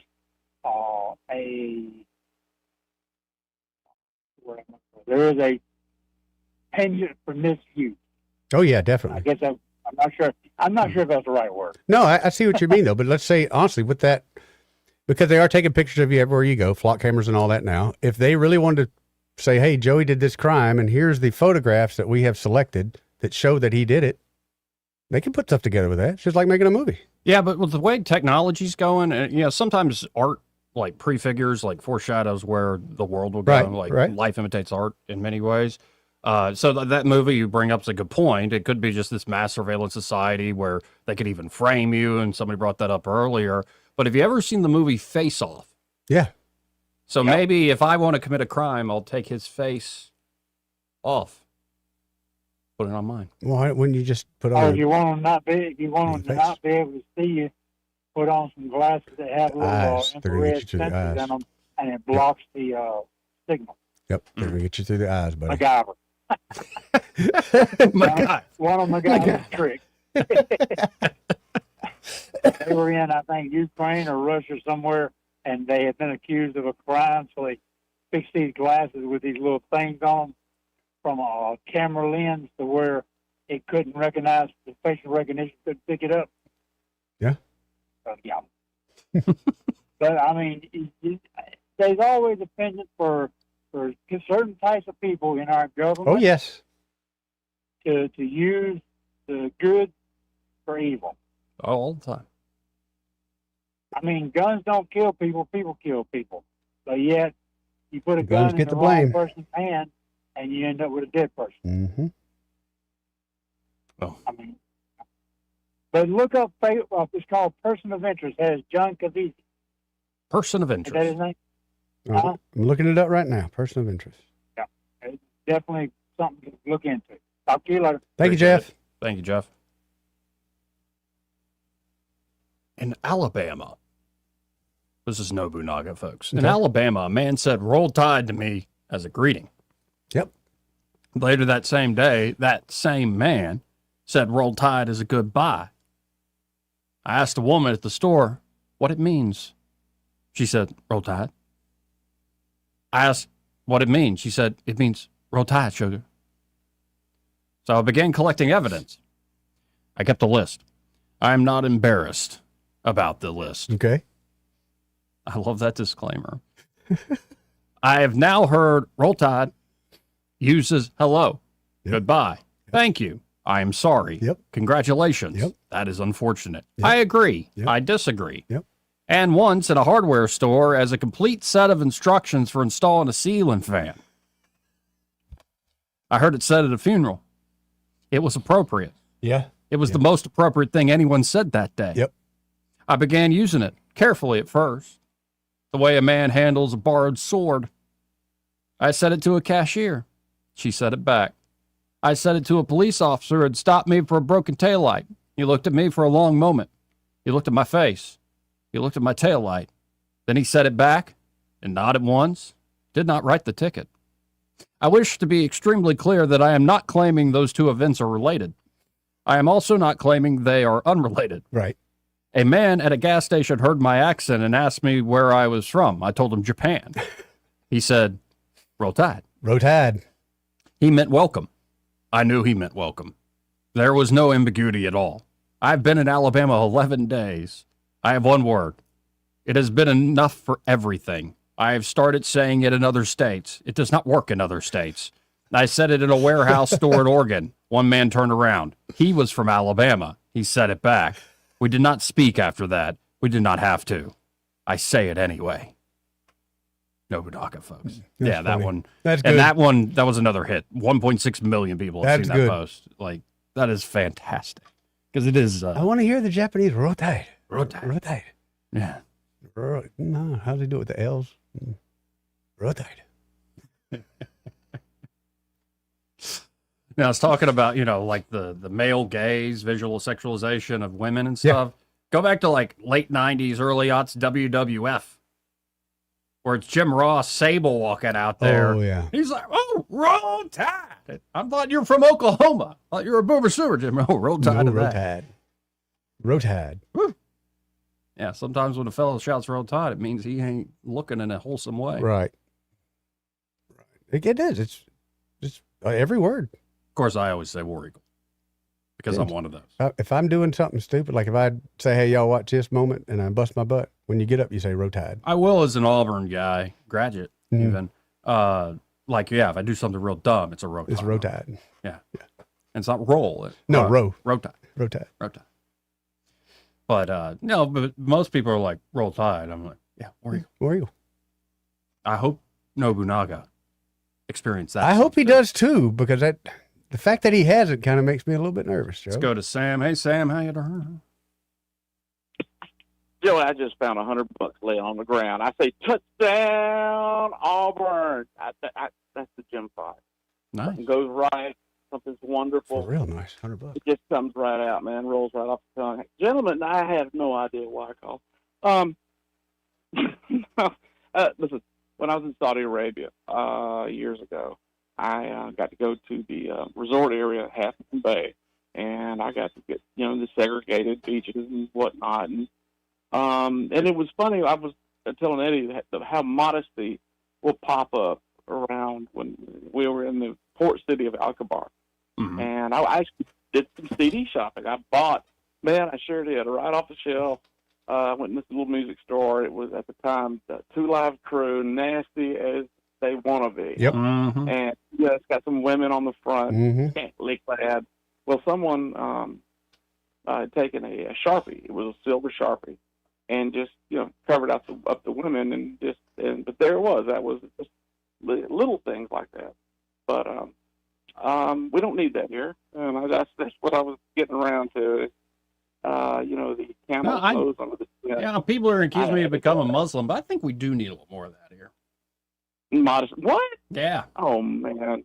Yeah. Well, That'll change when you get older. I'm not. Really? Yeah. Depends if you have daughters or not. I'm about to say. Yeah, let me clear that up. Those of us that truly appreciate the human form and the layout of the muscular structure, its ability to sport and move through space, especially though, and I appreciate it more now that I've been losing the ability to move myself through space the way I want to. Yeah, man. Oh, no, that's I know, but there's probably I think we need more. There is a line between perverts and whatnot. I get it, but yeah, I've danced across that line most of my life. Yeah. And posing I know exactly where that's headed. Yeah. And it just so while I was holding, I was getting quiet. I could hear my cousin's cows. I need to go outside anyways and see what's happening, but I can hear them outside the house, and so. Well, wish me luck. How about All that? right, go get some steaks. Have a roundup, man. Yeah, a little roundup. Road Tide to that. Road Tide. 272-9228.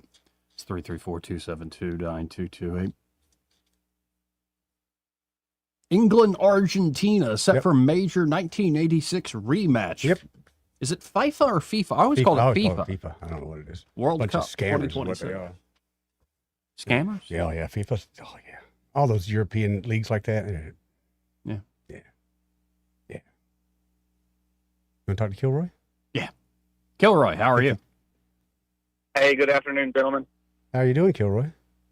Well, with the real quick about the FIFA thing, it's America's 250th. If you're rooting for England, you're not American. There you go. Amen, bro. I like that. All I have to say about I like that. War damn to that. Yeah. I want to make a Roll Tide comment, but first, Eddie the other night made some promises about Jamaica. I wonder if he's still going to hold me to it. Yeah, I'm sure I welcomed you to the country of Jamaica. I welcome you to go with us when we go. It's okay. It's okay. It was I good don't to see you, remember. Kilroy. It was a little bit shocking to see some people I knew, especially in the state I was in. It's a small town, Eddie. Yeah, I learned that night. Oh my! It was a fun time. Anyway, so the Roll Tide thing, it doesn't necessarily mean go University of Alabama. I mean, I'm an Alabama fan. I went to Alabama. I say it ironically, too. Yeah. If me or one of my buddies does something redneck as hell, the immediate response is Roll Tide. Roll Tide, of yes. course. 1,000%. I was in Mexico. I had on a Green Bay hat and an Alabama shirt, and they're giving me the Roll Tide. They're trying to sell me some merch. I didn't know which way I was going. They do Roll Tide. My wife, she's the one with the purse.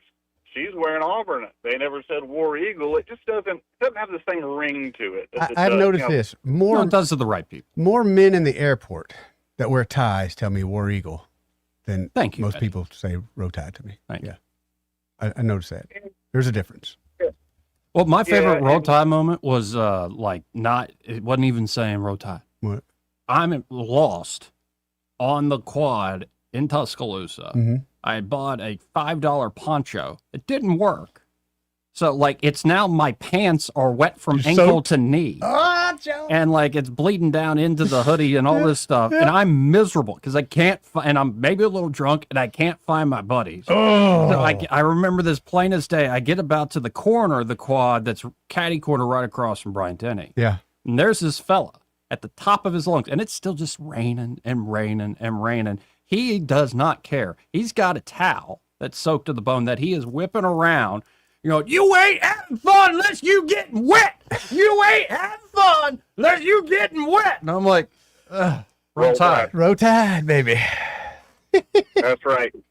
You see the people hanging the flag out in the middle of a tornado, screaming "America, America, The baby. same sentiment, roll tide. You don't yell "War Eagle," and it has nothing really to do with the teams. It's just It's the it rolls off mindset, the the tongue. mentality. It is a mindset. And if you haven't seen it recently, there's an old Sports Center commercial about like it's more than sports, and it's everybody saying "Roll Tide" to each other at weddings and diners Yeah. and funerals. And anyway, if you haven't seen that in a while, give that a watch. That hits the spirit of it because if I'm at the casino and I hit a jackpot, nobody's saying "War Eagle." They can be LSU fans. They're going to say "Roll Tide." Roll tide. That's right. Well, appreciate the call, Kilroy. All right. Good Thank one. you, Kilroy. All right, gentlemen. See you, brother. 2729228. I need to like not prepare more often. Literally, I got preoccupied doing something else, and I had no plans for today. Go. All right. Yeah. All right. Well, there's a lot going on. Is there? Not really. I didn't think so. Nah. Although the gas wars, where are we at with gas? Gas wars? Did you happen to fill up today? Couple That's days kind of ago. how lets me know how it's going with the A Iran couple war. days ago. Yeah. And was, I think I paid $3.79 earlier today. That's the highest I paid in a while. I do 89 in mine. So Oh it's yeah, you got higher. run 89. Yeah. Yeah. It was over $4. Mm-hmm. Dang.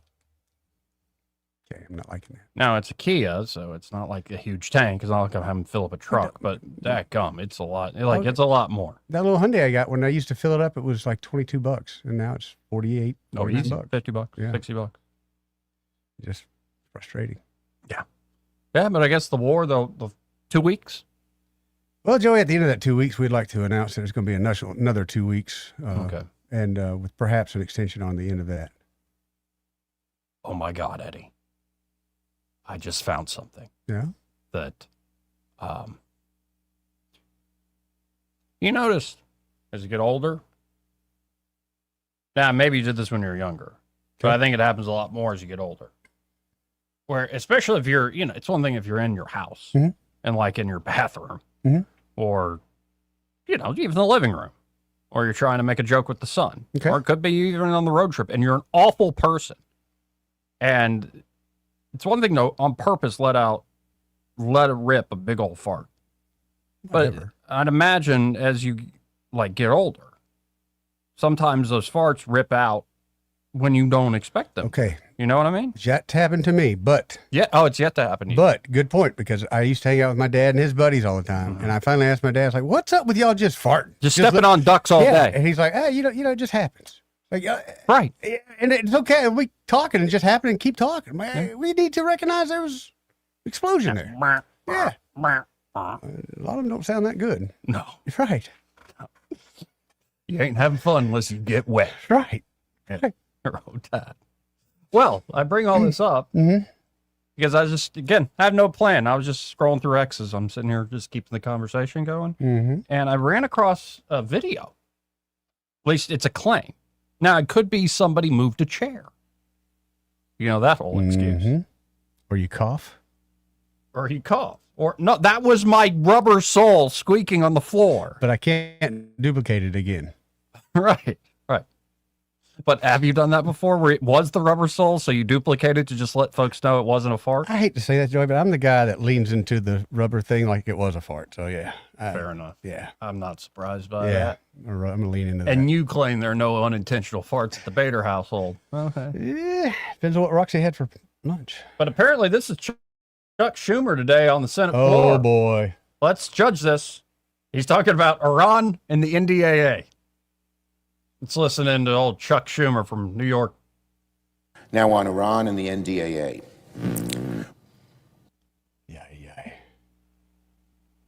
Sounded like a cat purring, almost like making biscuits on your chest there for a second. Well, let's hear the whole thing. Now on Iran and the NDAA. The American people need to know, of course, how and why this chaos is spreading through their streets. Right. And we need a complete investigation that's independent. Right. Now on Iran and the NDAA. When all the Trump administration can say about his disastrous war happened? with Iran. You know what happened, didn't you? He chuckled. That little chuckle is all you needed to confirm.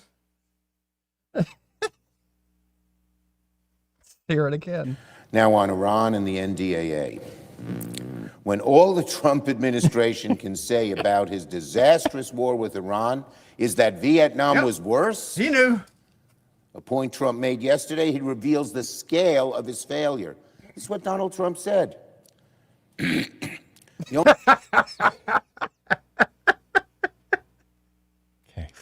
know how, Joey, this happens sometimes with people, like say you're lifting a chair or something, so you're putting that little extra in there. So he was getting ready to really let out a speech there, and I think part of his body got a little too ready. Now on Iran and the NDAA. When all the Trump administration can say about... It's the laugh afterwards that keeps yeah, getting the me. chuckle, because he knows it. He knows it. That tickled. Guilty. Guilty. We got to hit a break. All right. This part of the program, sorry, Ashley, brought to you by Pest Pro Services, or maybe you're welcome. Yeah.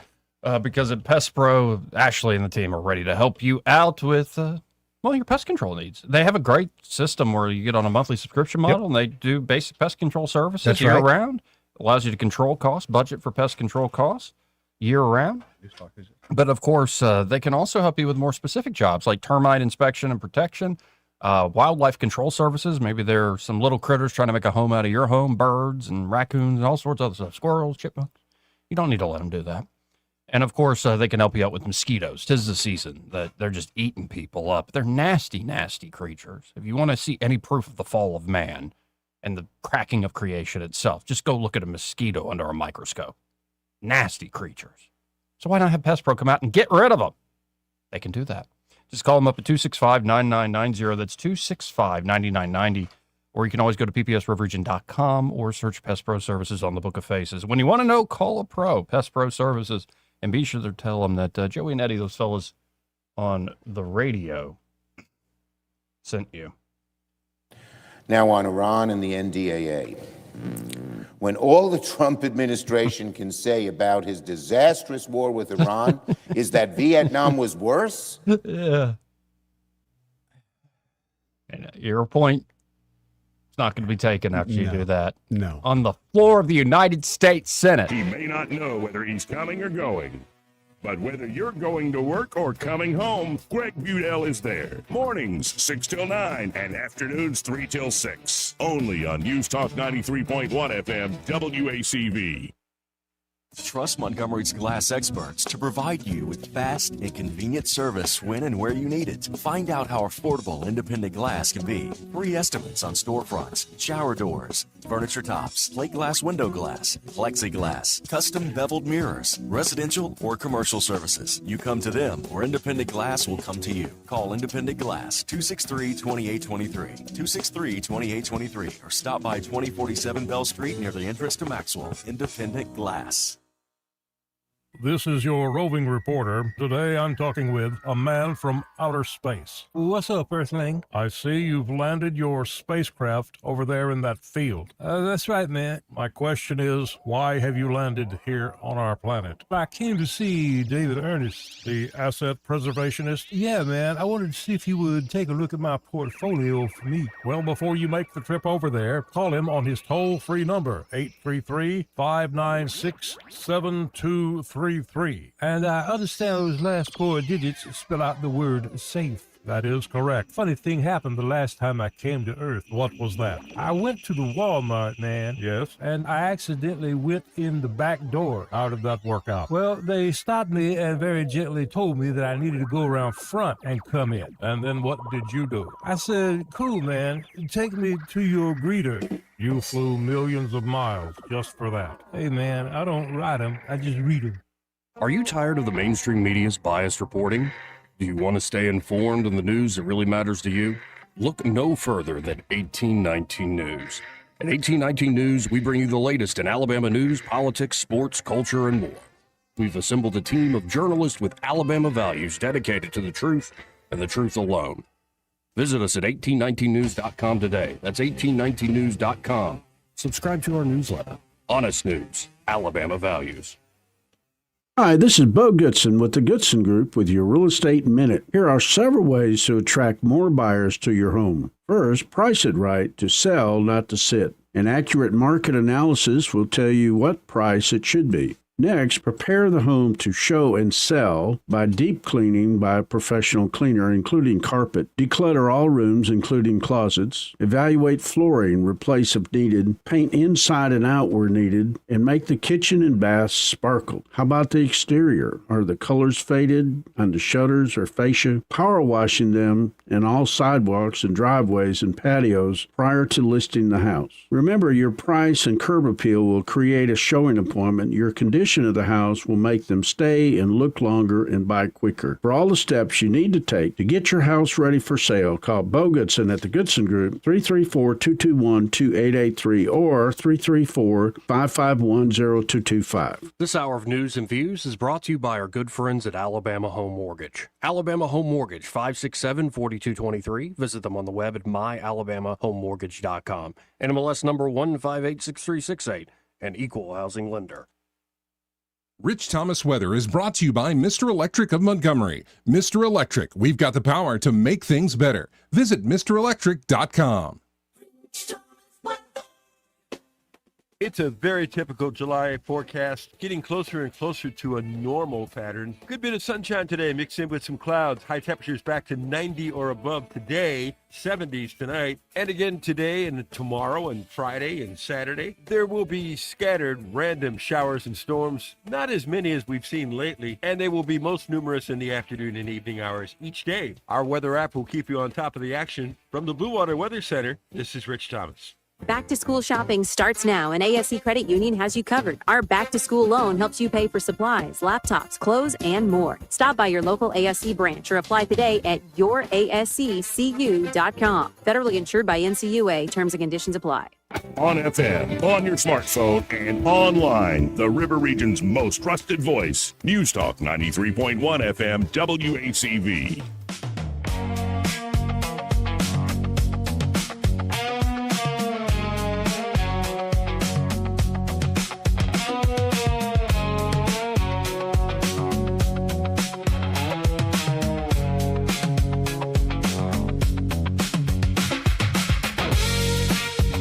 Joey Clark. Welcome back. I'm your host, Joey Clark. Eddie Bader in the house. Let's go to Pat. Pat is on line one. Hey, Pat. Hey, Pat. Good afternoon, guys. Hearing you talking about flatulence, Joey, it reminded me of a incident that happened in my Air Force career. It was 91, 92 time frame. I was on the faculty at Command and Staff College, and we'd invited General Robin Olds to come in and talk to a class of students about leadership. And he starts off by saying, been 10 years since I was on this stage. I guess I didn't like what I said the last time. He was kind of a crusty old guy. And he finishes his speech up. He says, I'm going to leave you with 3 rules of old age. 1, never pass up a urinal. 2, always honor an erection. 3, never test a fart. He turns around and walks off the stage. And I'm just sitting here thinking, oh, my dear God, how many critiques am I going to get? And then years later, I saw that movie, The Bucket List. Yes. And Jack Nicholson uses the same line. Yep. I don't know if General Olds stole it from him or if he stole it from General Olds, but it's a good line. Indeed It is. It really is. That's awesome. Thank you, Pat. Thank you, Pat. Anyway, you'll have a good day. You too, brother. Bye. And for folks just tuning in, Chuck Schumer did a nasty thing on the Senate floor. He let one rip. Investigation that's independent. Now on Iran and the NDAA. When all the Trump administration can say about his disastrous war with Iran. Now on Iran and the NDAA. Bit of a trouser cough.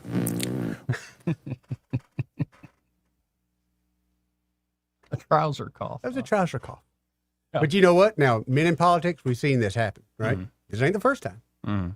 I don't think you'll ever see women. No? Bet not. I'd be very, I don't very. want to see that. I'm just telling you. we were just talking about modesty, and now we're sitting here Yeah, talking but about... because women are more modest. They wouldn't They do are. that. They would not Yes, do they that. are. They would excuse themselves to the restroom. So they would. What if it's a filibuster? Like, we're going to bring back the talking filibuster. I don't know. There's a lot of clinching going on. Might make it worse. It can. Mm-hmm. Yeah.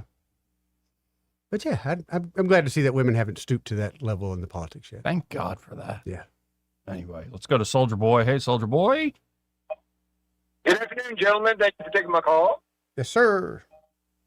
Hey, I got the funniest flatulent joke ever, okay? And you're going to appreciate this one, Joey, okay? All right. When I was working at the city, okay, Mayor Strange had just become the mayor, okay? About a couple months ago, okay? So being in the IT department, you know, I work a little bit everywhere, you know? So I got done with the job. I went in the elevator, okay, by myself, and I had to break one, and I let one rip. Mm-hmm. And I said, I swear to God, I hope nobody comes in here. I can get out this elevator and just leave it in, you know, leave the stench in there and, you know, and not take claim for it, right? Right. Guess who walks in the door in the elevator? Mayor Strange. The mayor. Mm-hmm. Oh, God. He's looking at me. I'm looking at him. And I was like, oh, God, what a way to first meet the mayor on my first day. And I have to leave something stinky on the elevator. Nice day, ain't Yeah. it, sir? Yeah, it's like, well, and the sad thing is, I couldn't believe it. If I had 3 or 4 people on the elevator with at the time, I could all look at each other, you know, and look stupid, you know. But no, I was just me and Todd in there in a fart. Did he say anything? No, he didn't. That was very. What's that make it professional. worse or better? Would you have rather him acknowledge the fact that you clouded the air, or you appreciate the fact that he just said, "Yeah, he's a man. We'll let it go." No, it's actually one of my favorite Jack Campbell stories when he started working at the Republican Party of Texas. Like, first day, he gets on the elevator with folks like, oh, welcome, Texas. Yeah. And first day, he's on the elevator riding up, just goes with his mouth. They remembered it to the day he died. Like, yeah, I don't know. It breaks the ice. It does. Hey, who was that? Who was that senator or congressman that was going to run for? He was going to run for governor for a while, and he's from California. Who's the guy? You know what I'm talking about. He was the senator or a congressman running. He was a congressman or a senator. Gary Hart. The guy that kept all the guy that always had his shirt off and harassing women all the time, and he dropped out of the race. Did you put that on me, Eddie Bader? No. Do you know what I'm talking about? Which was it a senator or a congressman? The one that was recent there. His name starts with a P. Yeah. With a SWAT sticker on his arm. Oh, Plattner? That was in Maine. No, that's Prattner. That's Maine. No, that's not it, yeah. I'm talking California. He was on the security. He just slept with Fang Fang. Oh, he's not a senator. That's Eric Swalwell. Oh, Swalwell. He's a lowly House member. He's a representative then, right? Yeah. Mm-hmm. Okay. Do you remember the time that he was doing that interview and he cut one? Oh my God. Yeah, on Chris Matthews, Fartgate. I remember Fartgate. Yes. It's before Fang Fang. Yeah. Yes. That was an awesome one, and I just had to laugh at it. But you know what? And they tried to blame it on moving the coffee mug on the desk. Yeah. Couldn't repeat it though, could they? Nope. No. Well, you know what? I hate to say it. I was happy and very respectful that Mr. Todd Strange said just ignored it. You know, he just ignored it, played it off. I know he men should do. ignored it because it was a strong one. You know what I'm saying? Yeah. But I guess he had some man respect. You know, he played the man card. The man card came out and said, you know what? We all do it, and we got it. It's natural. It's not like he did it on purpose. He didn't know I was coming into this elevator. You know. Yeah, it must have But been just being him, like bad, but not that bad. Because there are certain ones that are so bad. You're like, did I a get off on that skunk foot. die in here? Yeah. Dadgum. Mm-hmm. well, it's where like 2 coyotes had died in the desert. You know, over a month ago. It was pretty bad. But That's the Todd- new guy. Todd He's just laying took that it- wolf bait in the I'm elevator. telling you, man, that's rough. Coyotes are stank. Todd took it like a man. Let me tell you something. And he just He didn't even look. He didn't make eye contact, nothing, man. He just was professional. Had his notebook and everything, and he just got and left. And I was like, oh, what a day. Well, I can never look at him straight in that face. I love that story, but I got to run, man. Thank you for the call. You know what he wrote in his book? Some dude just farted in the elevator. Now on Iran and the NDAA. This part of the program brought to you by, why does it get funnier? Alabama Home Mortgage. And there at Alabama Home Mortgage, Kim Williams and Madeline Cannon are ready to help you with, buying a home. Buying a home or refinancing, Joey. Refinance. That's right. Yeah, refinance. You can do a lot with a refinance. You can. You really can. That's your money, your equity in the house. Why not do what you want to do with it? Yeah, it could be just for like shoring up a retirement fund. Could be. Maybe you want to get some credit card debt off your back. Or maybe you're doing a project around the house. You want a new deck or something. Yeah. Yeah. Could be you want to go on that dream vacation. Oh, don't I? You always wanted to live in Jamaica for a month. Why not? Oof, oof.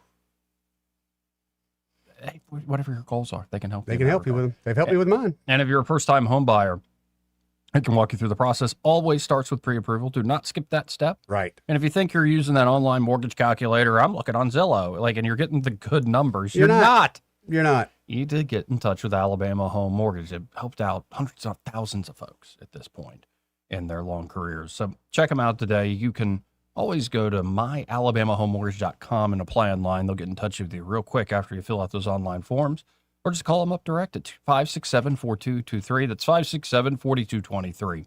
There is a difference in mortgage companies. Let Kim and Madeline, that's Kim Williams and Madeline Cannon, prove that to you today. NMLS number 1586368, an equal housing lender. Want to carry News Talk in your pocket? Download the News Talk 93.1 app from the App Store. Available on iPhone and Android. Never miss a moment. Download now.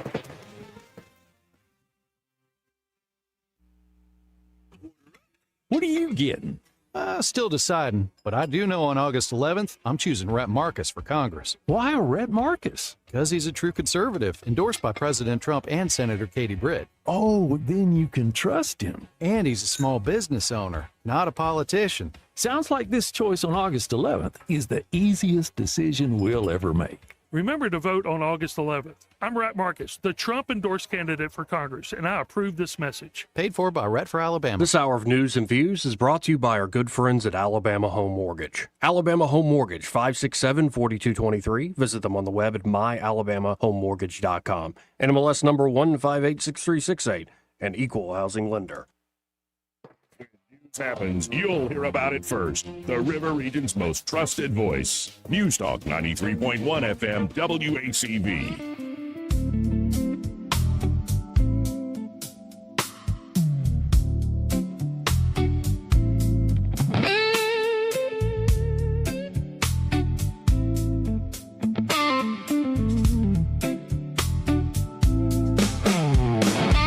Joey Clark. Welcome back. Let's go right to the phones. Talk to Michael Cohen with Cohen's Electronics and Appliances. Hey, Michael, how you doing? I'm doing great. How are y'all? Oh, we're fantastic. It's not Monday, so it's wonderful. I'm here. Yippee-ki-yay. Look at that. Look who's working today. Well, we just had to cover a hard-hitting breaking news story that Chuck Schumer was criticizing Trump on the Senate floor, and he accidentally let out a fart. Oh, my God. Is he related to Swalwell? You would think so, because that's where the story was going. Yeah. No, here, we can hear it again. Why not? Complete investigation that's independent. Right. Now on Iran and the NDAA. When all the Trump administration... And you hear him chuckle. I guess at this point we know he's full of hot ass. Hey, how's it going there today at Cohen's?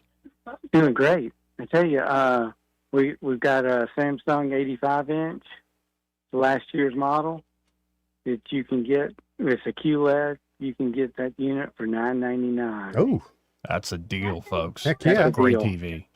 Yeah, it is a great deal. Of course, we'd like to sell you one of the upper end models, but this one is still a great model. It's got a great picture. It's 4K. It's smart. It's got all your HDMI inputs. It's got USB inputs. It's ready. So folks just need to get by there and be like, hey, I heard about that $999 TV, like the 85-incher on the radio show. Joey, Eddie, and Troy were telling me about that TV, and I should come by it. That's what they should say. There you go. All right. Well, and maybe somebody like doesn't even need to stop by. Could they call you direct? Yeah, if they've done business with us before, I'm pretty happy to take your credit card over the phone. Okay. If they haven't, I would probably like them to come in to consummate the sale. There you go. Okay.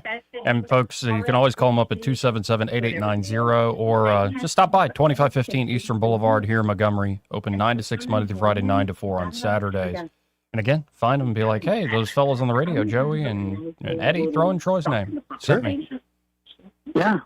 Y'all come see us, ask us some questions, let us ask you some questions, and let us help you make the right choice. Well, I appreciate it, Thank you, Michael. Have a great day, Thank buddy. you. Hey, great hearing you, Eddie. Thank you, Michael. Bye. So we got a whole other hour left. All right. I see the data center thing. I see it. Yeah. New York says they're done with it. They're putting Right. So is Alabama going to be like New York? No, I hope not. I mean, why now? We've never been this way before. No, there's nothing wrong with complaining a little bit so you get a better deal. Nothing wrong with that at all. But just running everybody off and you don't get any deal, not great. Unless you don't want a deal. There you go. Yeah. I don't want anything. I'm good with what we got. What about the lotto we got? What lotto? Yeah, I'm sorry. We'll be right back. Broadcasting from the Riverside Chevrolet Master Control Center, this is WACV Cusana, News Talk 93.1 FM. When it's Chevy, it's Riverside. With SRN News, I'm Bob Agnew in Washington. There's some possible new hope for those who are afraid of coming down with Alzheimer's disease in the near future. A new kind of blood test could predict if apparently healthy older adults are likely to develop the disease in the next 5 to 10 years. Already large clinical trials are testing whether certain drugs could prevent or at least delay the disease, and if any of those pan out, doctors will need an easy way to tell who should bother to try them. Heavy smoke from wildfires in Canada and Minnesota spreading across the Midwest and Northeast, affecting millions with dangerous air pollution. More than 100 wildfires are burning in Canada, and the winds are carrying a lot of that smoke to the southeast, with warnings about unhealthy air extending from Minnesota through Toronto and into New York. On Wall Street right now, the Dow is up by 140 points, the NASDAQ up by 168. This is SRN News.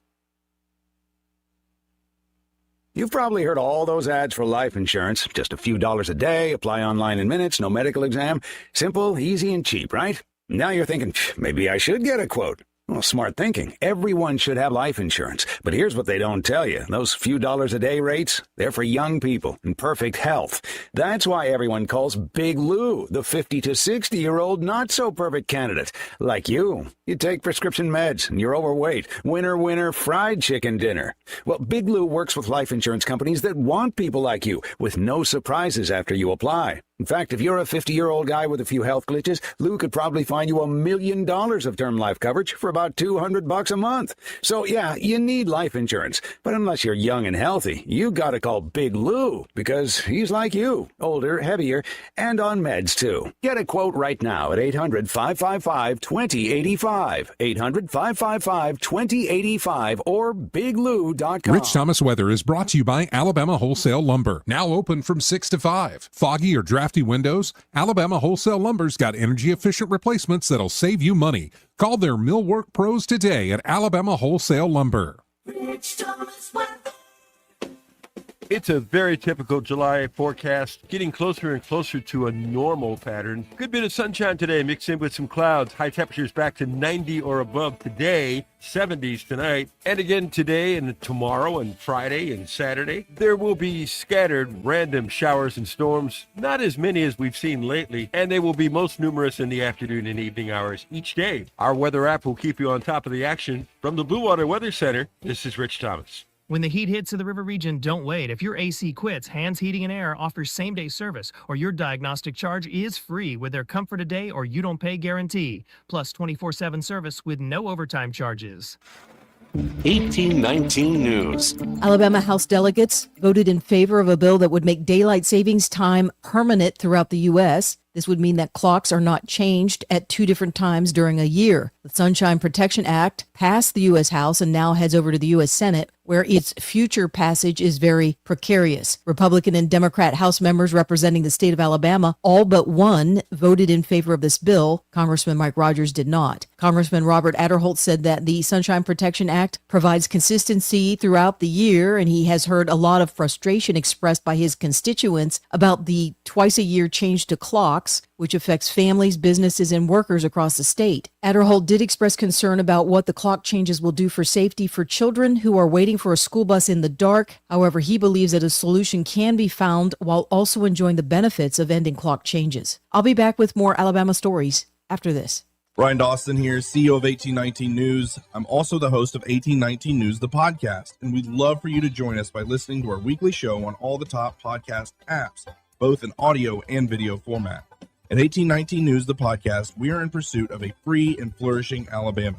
Every week, we're having important conversations with guests from across this great state, all with the goal of equipping Alabamians to be in pursuit of a free and flourishing Alabama with us. New episodes are released weekly. I hope you'll join us. A 42-year-old man turned himself into the Jefferson County Sheriff's Department on sex crime charges. 42-year-old Michael DeWoody is being held without bond in accordance with Aniah's law for charges of sexual torture, rape, sodomy, and abuse of a child under the age of 12.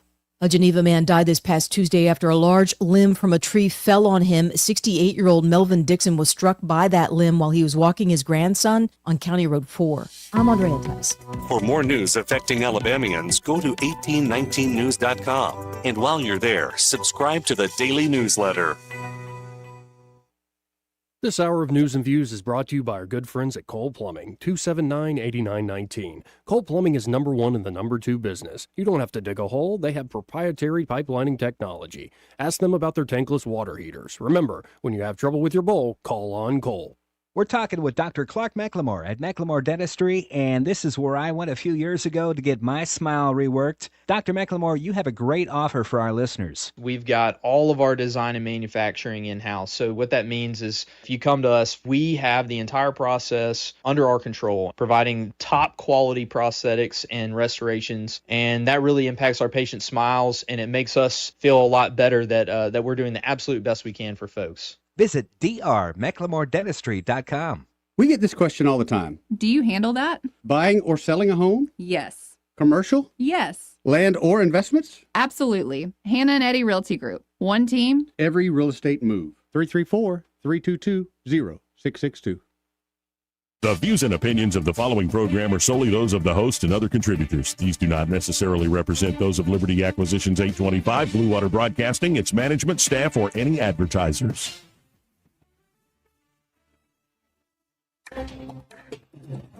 It's time for Montgomery's conversational radio show. It's News and Views on News Talk 93.1 FM.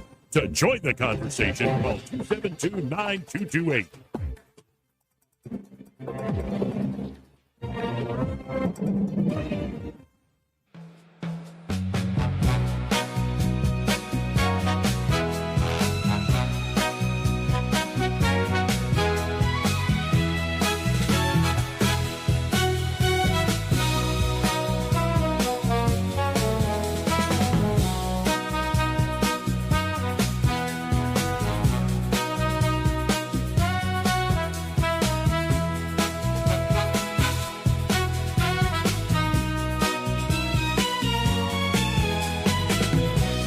Joey Clark.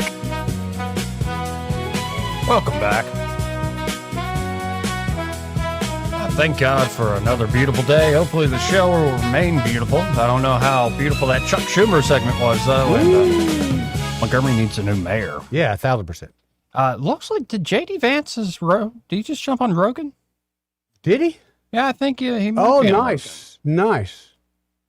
Yeah, I'll have to check that out. Definitely then. checking that out. And new poll came out from not exactly a conservative pollster, Morning Consult. Trump's approval's up to 45% in their poll, 53% still disapprove. Vance's favorability is up 7 to 45%. Yeah. And that generic ballot has an edge for Democrats, 46% Democrats, 43% Republican. No doubt it's an edge, but I don't know that many people that are disappointed in what Trump's doing, just disappointed that Trump's there. Mm-hmm. You know. more people I talk to are like me. They're anticipating even better news, more winning coming out. Yeah, so I guess the Republicans, it's not like everybody's warm for them, but Democrats also kind of suck. Like both parties. There's just, I was saying it earlier in the day about the data center thing. People just don't trust anything. Yeah. And that's the problem. You can't. But also, I mean, for a president to get as much done as he has been able to get done, you're right. Both sides do not like him. I mean, there are some that are cheering his name, but got a knife in their back pocket ready to stab him. Oh, absolutely. And it just infuriates me. It makes me worry about after the Trump presidency, if all these things are going to be reversed. And I just, that Good bit of it might be. Yeah, I know. You saw what happened with the Biden? Exactly. Let's go to line 1. You're on there. Who's this? Hey, good afternoon, Joey. What's up? Well, I hope y'all's day is going marvelous as well as mine. You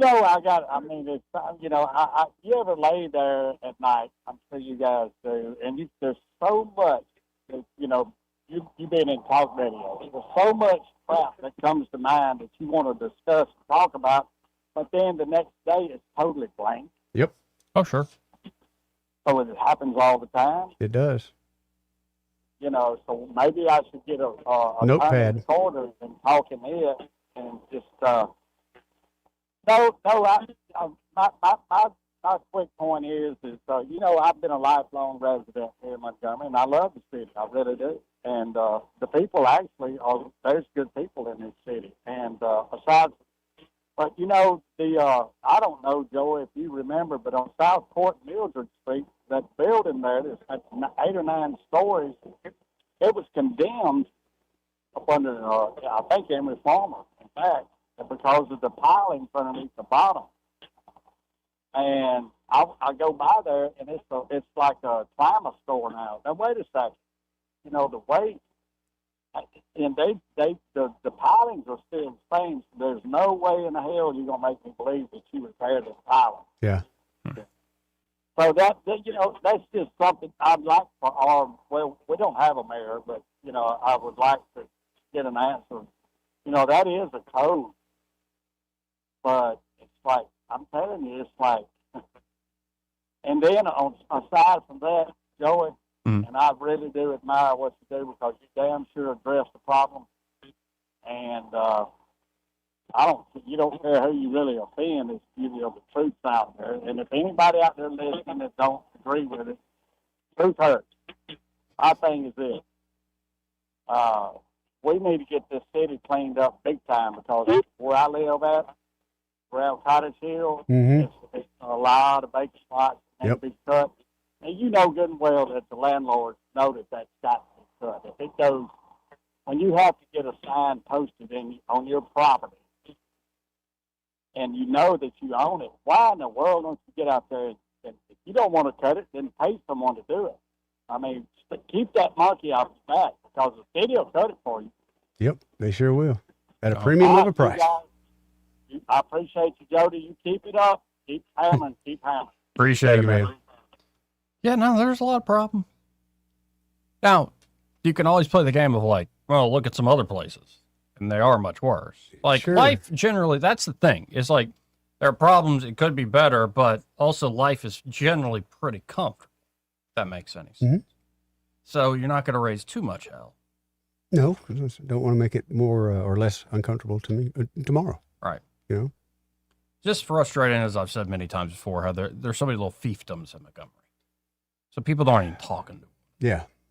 There is a lot of that. And it's more about like my little fiefdom, my team, my little club getting their little club, their little initiative, their little project going, as opposed to, one big city rowing in the same direction. But JD Vance just told Senate Republicans to cut the procedural bull crap, but he didn't say crap, and pass the SAVE Act. Yeah, he apparently was just on Rogan. Okay. But he's cursing up a storm. Well, I mean, laughingly, I'm laughing at the fact that they finally got the daylight savings bill done. Is that like for 10 years? Since Tuberville was up there, we've been trying to get it done. Yeah. I mean, and that's a no-brainer. I just want them to leave it alone. Yeah. At a certain, just go one way and stop. Yes, please. But it's a no-brainer of a bill. but they will go out of their way to give foreign governments some of our money, but won't make something as easy, as simple as changing time permanent. No. Man, J.D. Vance is dropping a lot of S-bombs with Rogan saying Gavin Newsom is full of shaving cream. He is so full of it. He is so full of it. Yeah, just dropped. Rogan and the vice president. Let's go to line one. You're on there. Who's this? Hello. Yeah, hey. What's up? Hello? Hello? Hi. I got a question for you. Okay. You think that Jackson Hospital is a great children's hospital? Say that again. You think Jackson Hospital will make a great children's hospital? I suppose it could, but you'd have to build out a lot of different stuff. If that was their purpose, I think Jackson Hospital is the purpose. Survive. That's one way to do it, but I mean, it's such a lot of the region uses it. I mean, and the problem is whether you make it a children's hospital or a regional center or whatever, that there's so much dilapidation and debt on top of them that it's a real sticky situation, to put it mildly.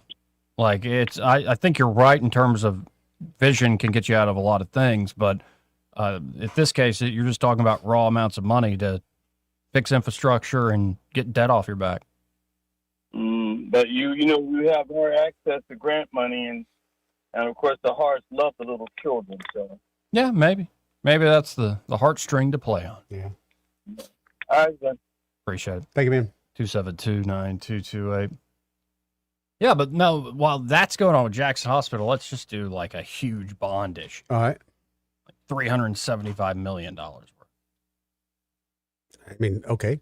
What's going to happen? I'm the guy in office, and I get this bond through, and the city collapses after I'm gone? I don't care. Don't care. Then I'm due. I don't care.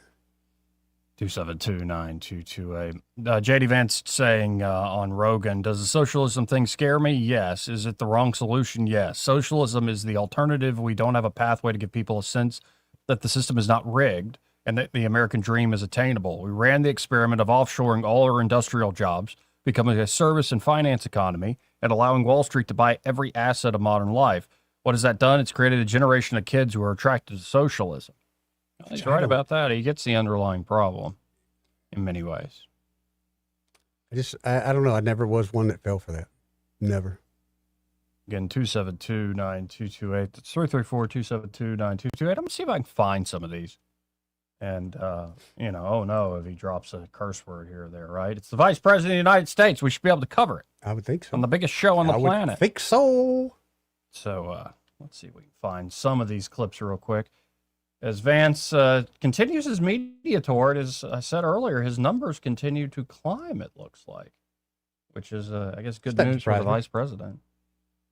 Let's see. But he's doing well.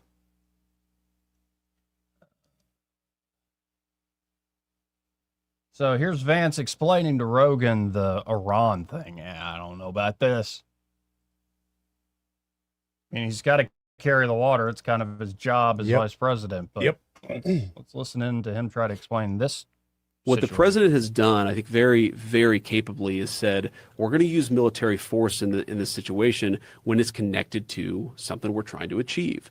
So if you shoot at ships, we're going to shoot at the facilities at which you used to shoot at the ships. But we're not just going to do something open-ended indefinitely. We're not just going to bomb and bomb and bomb. We're going to try to use our military force as one of the many tools that we have to solve the problem. And obviously, like, I'm biased, but I think that's exactly the right approach. What the president... Yeah, sure. But it seems a little open-ended right now. It's very, well, because we don't know who the leadership is. You've killed all their leaders. And I think they were waiting again. I think they fell for a Netanyahu moment where they said, the people are going to take over. They will rise up. Just drop the bombs. Right. Doesn't happen, man. Still waiting. It never happens. Hey, you know of a comedian named Giannis Pappas? You've probably seen him before. Sounds very familiar, actually. Yeah, he's been in all sorts of stuff. Like, you probably recognize this fella. Oh, yes. You've seen that guy. Yeah. So he, of all people, I'm gonna say it right now. He's a bit of a jackass, but of course, just so we're good on that. Okay. he put this out the other day, and it's on. What do you know about the Shroud of Turin? Not much. Not I've much. seen the picture of it. Yeah. Have you seen the negative of it?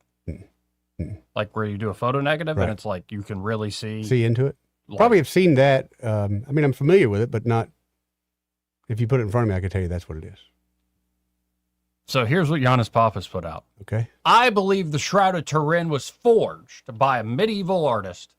I believe he chose a very expensive linen cloth to wow only the very few who would notice, matched the gospel accounts in extraordinary detail, rejected the artistic conventions of his own time in many ways for the only known time in history, depicted crucifixion with striking anatomical realism, used real blood or blood-derived material instead of simply painting the wounds, created an unremarkable faint image whose most remarkable property would not be recognized until photography revealed it as a negative more than 5 centuries later, embedded three-dimensional image information that would only be discovered with modern image analysis, produced an image so superficial that modern microscopy can't explain it, anticipated details that align perfectly with modern forensic understanding of crucifixion, executed the entire work without mistakes or corrections on a valuable cloth.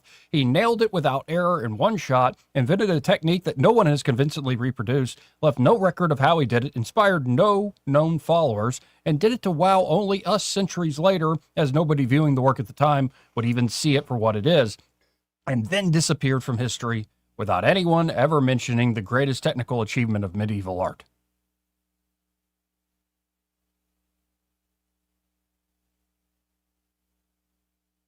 Yeah, like I said, he's a bit of an ass. No, but his point is like that's just wave your hand that this is a forgery is ridiculous. I don't know. I find it's not the thing to necessarily hang your belief on, but I find it pretty Just thought remarkable. It was I thought it was what just it is. another thing. I didn't take a whole lot of stock in whether it was fake or not. I think it's a pretty real thing. I would think so. Yeah. And it Unlike seems the to movie, match a anyway. lot of the icons that have been handed down through history and yada, yada, yada, yada. And he's just, I guess, on a Christian kick because he posted this also 2 hours ago. Giannis Papas did. Okay. This is a Dostoevsky quote. What do you know about Fyodor Dostoevsky? Nothing. You never read The Brothers Karamazov? No. You never read Notes from the Underground? No. You never read Crime and Punishment back in high school? I do remember getting a Raskolnikov kills a woman. Remember And getting then the guilt just eats him up. the cheat books for that. You mean the not Cliff even Notes reading, for- and not even reading that. Yeah. Yeah. I couldn't even make it to the Cliff Notes. All right. But it's a Dostoevsky quote. All right. And Papas is saying this quote goes so hard. If someone proved to me that Christ is outside the truth and that in reality the truth were outside of Christ, that I should prefer to remain with Christ rather than with the truth. Now, of course, Jesus says, I am the truth. Right. But, yeah, it's interesting how the older way of looking at things that lasted for centuries, not millennia, it's slowly starting to come back.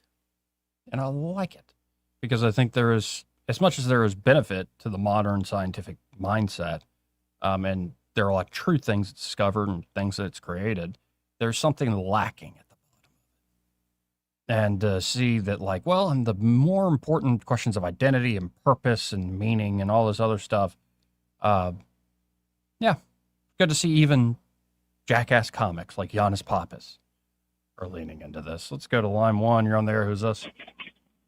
Hey, it's Harris. How y'all? Good. Harris. How you doing, bud? Good. And Joe, you prompted me when you talked about the $375 million bond issue. Yeah. I hope next time you have Andrew Zeminski, if I'm saying his name right, Zizmansky. you'll grill him about voting in favor of it. I know it wasn't the official vote, but I hope you will grill him about it. I'll certainly ask him about it. And like, why? Justify it. Seems like a lot of money to me. Please do. Absolutely, for absolutely nothing. Yep. Absolutely. who voted? Let's see, Jen Wright, Glenn Pruitt, Grimes. Who else voted? Grimes voted against it. Okay, good. I guess Julie Beard. I don't know how she voted. I thought she voted against it. I think it was against. got you. And what is there, 9 councilmen? It's supposed to be 9, but because of We're Marsha Johnson wasn't living in the district for 2 years, it's only 8 right now. Right. Okay. Well, when do you know when that goes for the final vote? I think they're revisiting it this upcoming Tuesday. And given that it's an 8-member council at this moment, it could end up in a tie again and a push. Right. It depends on, can you flip somebody? And I don't know. I got you. Okay. All right, fellas. Thank you. Thank you. Appreciate it. 272-9228. Yeah, I believe that was the breakdown.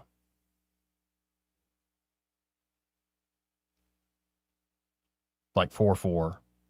I know Grimes voted against it.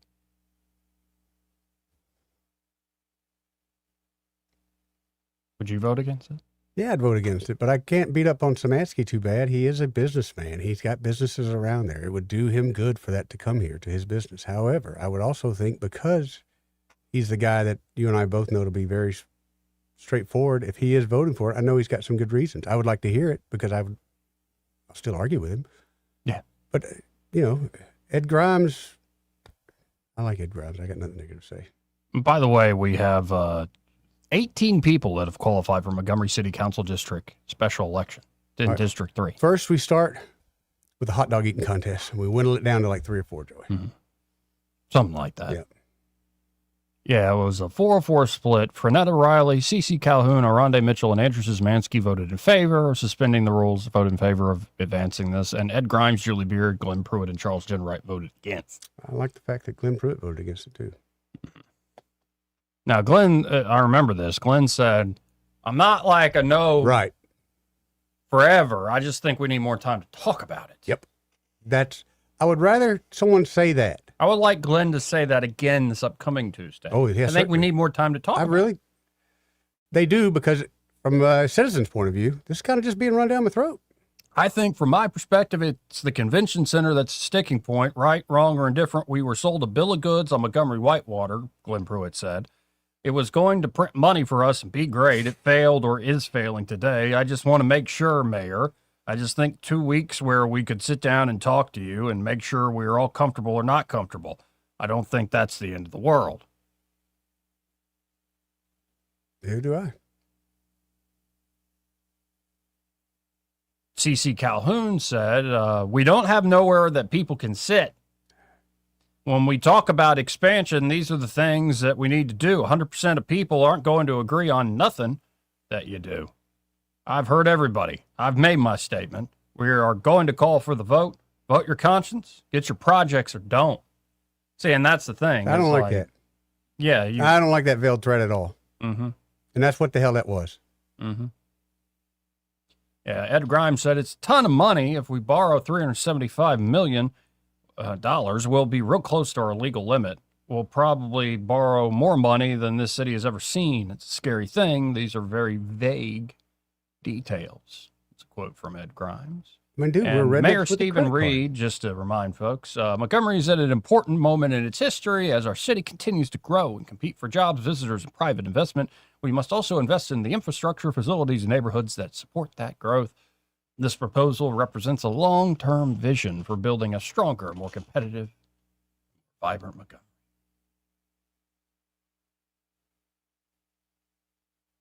So yeah, I hope we just talk about it some more.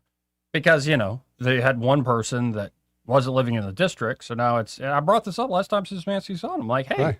you think maybe now it's an even thing instead of an odd thing, like number? I like it. Perhaps you're going to have a lot of ties on some important stuff. And he's like, yeah, that might happen. And look at this. But I want one person to be able to say, I don't want a tie and we have to leave it at that. I want one person to be able to say it's a tie, and even if it's the mayor, but to be able to say, okay, this is what we're going to do. Because you can't have a board of directors that cannot do anything and just write everything off as a tie. Maybe on and this go one away. issue, let's just keep writing off as a tie. Or have the gonads to tell the guy, no, and this is why. Yeah. Here's some numbers. Yeah. What's your numbers say? Oh, your numbers look a little bit But inflated. it doesn't sound like Cece's going to tell him no. I don't think Aranda's going to tell him no. I don't think Szymanski or O'Reilly is. Just don't think so. No, and if it's interesting, Marshette Johnson was still on the council, it would have gotten through. Yeah. Fascinating. Kind of fascinating how that, although that'd been happening for how many years? Kind of fascinating that that came up now. Anyway, I ain't the one doing all this. I'm still on kind of the bubble. Like, do I want to live here the rest of my life? I don't know. You know, it was a lot happier when I was looking the other way, just going to work, clocking in, clocking out, Yeah. and not paying attention to the crap that they were stealing from me. Now that I see what they're stealing from me and what they're doing with the money, it pisses me off. Anyway, 272-9228. It's 334-272-9228. We'll be right back after this. He may not know whether he's coming or going, but whether you're going to work or coming home, Greg Budell is there. Mornings 6 till 9 and afternoons 3 till 6. Only on News Talk 93.1 FM WACV. Trust is the number one reason why a patient chooses a healthcare provider. Adams Drugs has been your trusted healthcare provider since 1962 and has been voted the number one pharmacy in the River region for many years. We strive each and every day to provide you the level of health care you have come to expect from Adams Drugs. The employees at Adams Drugs take pride in developing relationships with their patients, from making sure your prescriptions are filled correctly to getting to know you and your family's needs and following up on any questions you may have. Adams Drugs employees deliver top-notch service. We ask you to visit us at any of our locations in Montgomery, Prattville, Wetumpka, Millbrook, and Pine Level Marbury and give us a chance to earn your business. You can find us at adamsdrugs.net for the location that is nearest to you. Adams Drugs is your local, independently owned Health Mart pharmacy. Health Mart, taking the time to listen and care. This is your roving reporter. Today I'm talking with a prospector. That's right, man. I'm prospecting for gold. You dig? No, but it looks like you do. And you know the first thing I'm going to do when I strike it rich? What's that? I'm going to hire David Ernest to be my money man. You mean everyone's favorite asset preservationist? That is correct, man. I'm going to call him up at 833-596-7233. 833-596-SAFE. You know, I've heard a lot of good things about David Ernest. You know, he's the best money man around with over 40 years of experience. Experience is necessary, especially when you're digging for gold. That's right, man. And I can see that you don't have very much experience. What do you mean, man? Well, you have the little plastic bucket and shovel like a kid would take to the beach. Yeah, man, well, I want to start out small and kind of pace myself up until I strike it rich. Well, maybe you should call David Ernest first. You think he's got a shovel? Never know till you ask. I dig, man. For too long, Alabama's statewide news companies have shamed us for our conservative Christian values. Alabama deserves a news company that cherishes our culture, a company that isn't bought and paid for by the powers that be. 1819 News is that company. Run by Alabamians for Alabamians, 1819 News celebrates what is good and beautiful about our state, while exposing those who work against our values in secret. Just go to 1819news.com to learn more. Subscribe to our newsletter. That's 1819news.com. For many homeowners, there's untapped reserves hiding in plain sight. It's not in the savings account. It's not in the stock market. It's right under your roof. Now more than ever, homeowners are sitting on record levels of home equity, and that equity belongs to you. It can be used to consolidate high-interest credit card debt, to pay expensive school tuition, to cover medical expenses, to invest in renovations, you name it, because that money is yours. This isn't about taking on unnecessary debt. It's about using an asset you already own to improve your financial position and your quality of life. The key is understanding your options and choosing the strategy that fits your goals. Let's see what's possible with the equity in your home. Give us a call at Alabama Home Mortgage today at 334-567-4223 or visit us online at myalabamahomemortgage.com. That's Alabama Home Mortgage, because there is a difference in mortgage companies. NMLS 1586368, Equal Housing Lender. This hour of News and Views is brought to you by our good friends at Cole Plumbing, 279-8919. Cole Plumbing is number one in the number two business. You don't have to dig a hole. They have proprietary pipelining technology. Ask them about their tankless water heaters. Remember, when you have trouble with your bowl, call on Cole. Rich Thomas Weather is brought to you by Wiley Sanders Truck Lines. Truckers, listen up. A $2,500 sign-on bonus only at Wiley Sanders Truck Lines. Work for a company that puts God and family first. 855-777-9785. Wiley Sanders Truck Lines. Rich Thomas Weather. Well, hi, everybody. The risk of those evening storms will continue, but they will be random, and many cities and towns will stay dry. Overnight low temperature tonight in the mid-70s. Tomorrow, Friday, Saturday, Sunday, a repeat performance with a good bit of sunshine mixed in with a few clouds. High temperatures in the low to mid-90s each day, 70s at night, and more spotty, random scattered showers and thunderstorms, particularly in the afternoon and evening hours. From the Blue Water Weather Center, this is Rich Thomas. The premier place the River Region turns to for news, weather, traffic, and opinion. News Talk 93.1 FM WACV.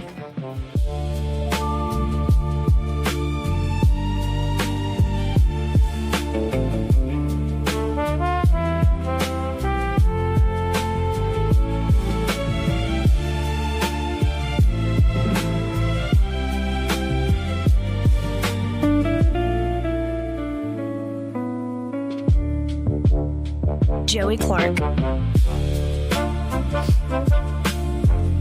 Welcome back. And you guessed it, we have on the phone lines here the one, the only Papa B. Papa B! Hey, Papa B, how are you? I can't believe I got my own theme music. Oh, yeah. Isn't that the Spy Who Shagged Me? No, That's not it? have nothing to do with shagging or spying. Oh, man. So, I'm glad you brought the Shroud of Turin up again. You know, you kind of talked about a few icons and stuff. Yeah. I think yesterday as it was going along. I mean, I want to say I'm not really a big fan of icons and, spectacles. I don't really particularly have anything against them. I think they have to be very carefully, kind of considered in order to see if they're viable, for instance. But, the Shroud of Turin is different.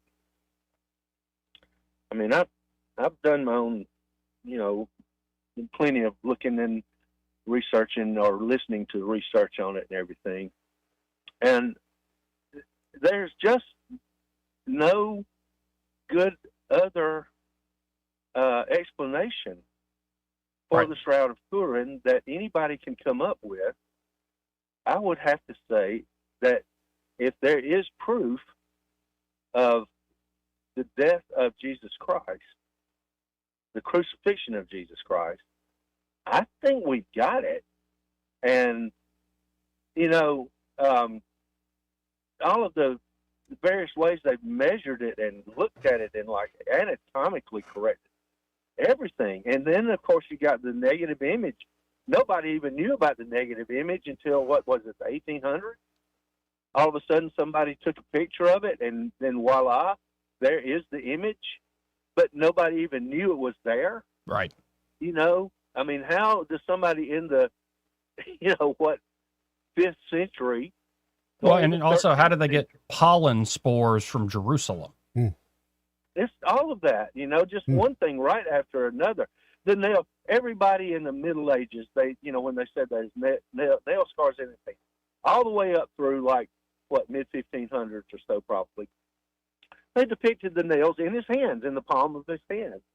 But there's no way anatomically that somebody could hang on a cross with nails in the hands. The flesh just tears away and the body falls off. The nails have to be driven up through the wrist in order to hold the body. But this person, whoever, if it was a forgery, they knew to put it in his wrist. Right. And I mean, you didn't copy Caravaggio, right? One thing right after another, and here's something that's kind of interesting. Okay, so I've heard this, and somebody might be able to tell me for sure, but this is what I've heard: that when a Jewish virgin, gets married, the father will have a special cloth down on the bed. Okay, and after the wedding night, that cloth is gathered and held by the Father. Okay, and of course it had blood on it if it was a virgin, right? Sure. And it was held by the Father so that nobody, including the man she married, could come back later and say that she wasn't a virgin. Okay, he's got the proof. He holds on to the proof. Okay, so how much of a stretch is it to think that we wouldn't have some kind of proof left behind other than just, word of mouth or the accounts of the Gospels? Although that's enough, I think that, this is a holy relic right here, and I think it's proof. I do. Oh, yeah. And also the Gospels account for literally Jesus, especially in his hometown, essentially, is doing miracles right in front of people. They still don't believe. So a big part of the Gospels is like, and this is, I guess, a big part of the Doubting Thomas story in the Gospel of John is like, yeah, you can see, but really it's more a matter of, do you have faith? And faith in the sense of, do you trust the thing that you're actually looking at? And it has much less to do with the hardcore scientific proof and much more to do with trust in, say, a family relationship.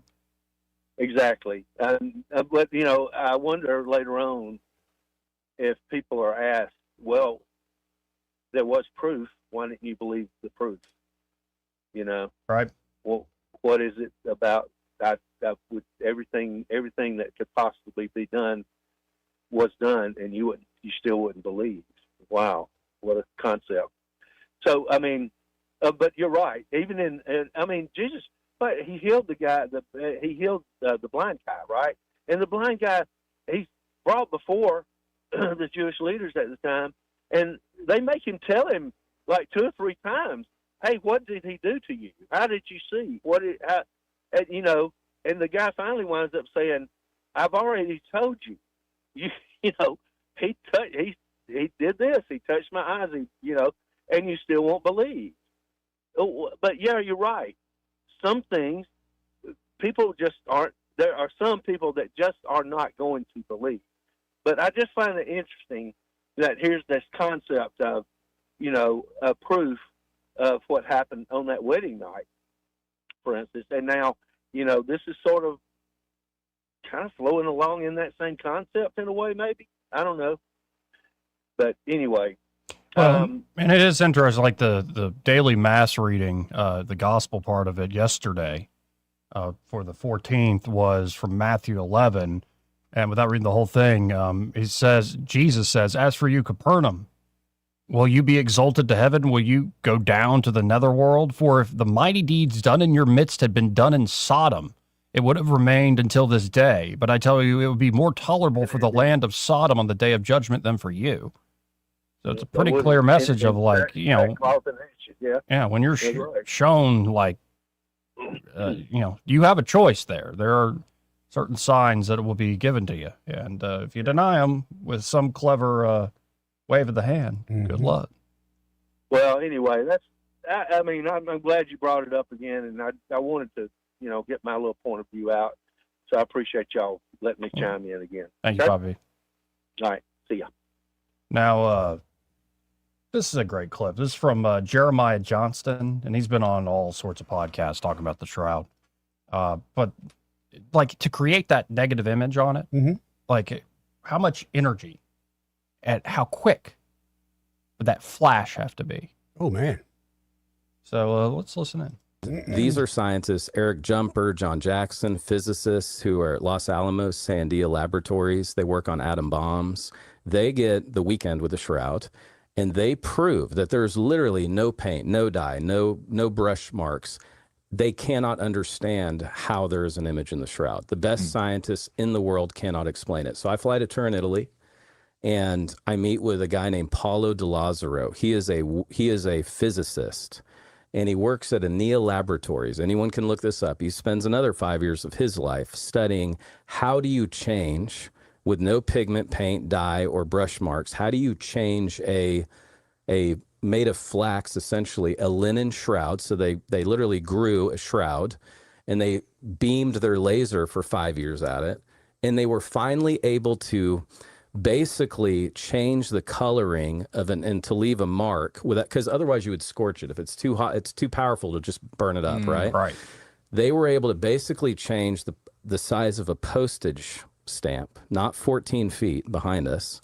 And he publishes, and this went viral when I posted it on my social, 34 billion watts of energy traveling at 1/40th of a billionth of a second to leave an image on the shroud, is what Paulo de Lazaro said. Light.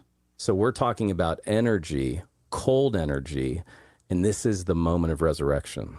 So the shroud is not a death cloth, it's a resurrection cloth. Wow. So I'm meeting with Paulo, and I'm like, so are you saying it's Jesus? He's like, well, of course.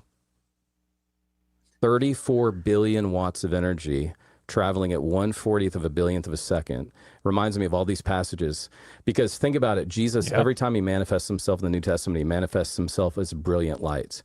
The new heaven and the new earth someday will have no need for the sun. That's significant. I just Mark want to point that 9. out for listeners. Yeah. Trace that real quick. Okay, Because throughout- you got transfiguration. His face was changed, became like lightning. Mark Obviously, 9, yep. the sun. You got Revelation. Yep. Same But thing. you have Paul, and I have filmed on Roman roads at noonday, okay, and in the land of Israel, curbed, their first century roads. It's hot. I'm sweating.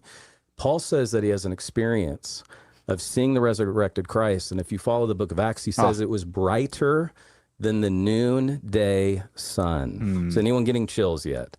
So what we have in this residue, what we have is this signature on the shroud of the moment of Jesus' resurrection that is so powerful, it literally left a selfie mark on it. Gracious. This is Jesus's selfie.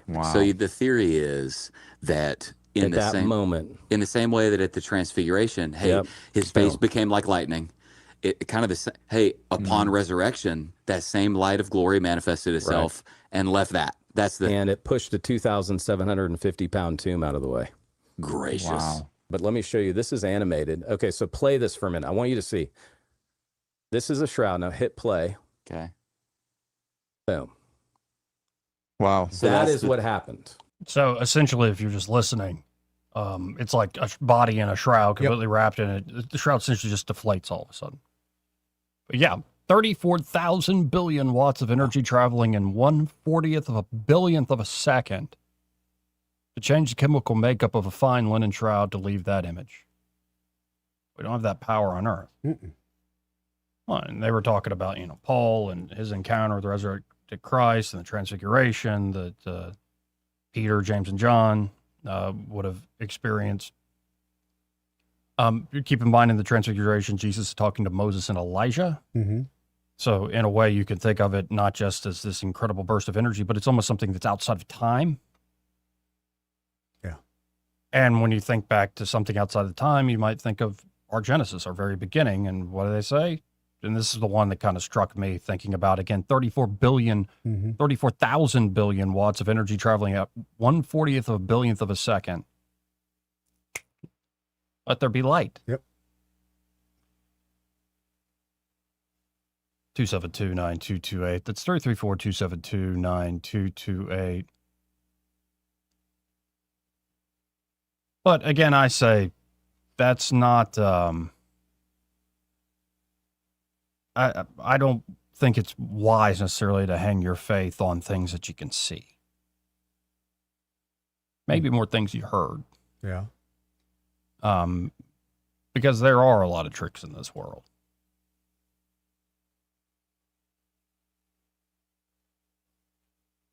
Like if you're, you can be tricked. In fact, what Jesus said to Thomas, who doubted, because Jesus had appeared to all the other disciples, apostles, and Thomas wasn't there. And he's like, well, I'll believe it when I can touch his wounds and see his wounds, knowing. And when he said, like, Jesus appeared all of a sudden,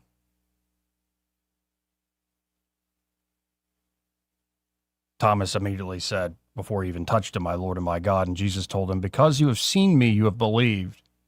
Blessed are those who have not seen and yet have believed.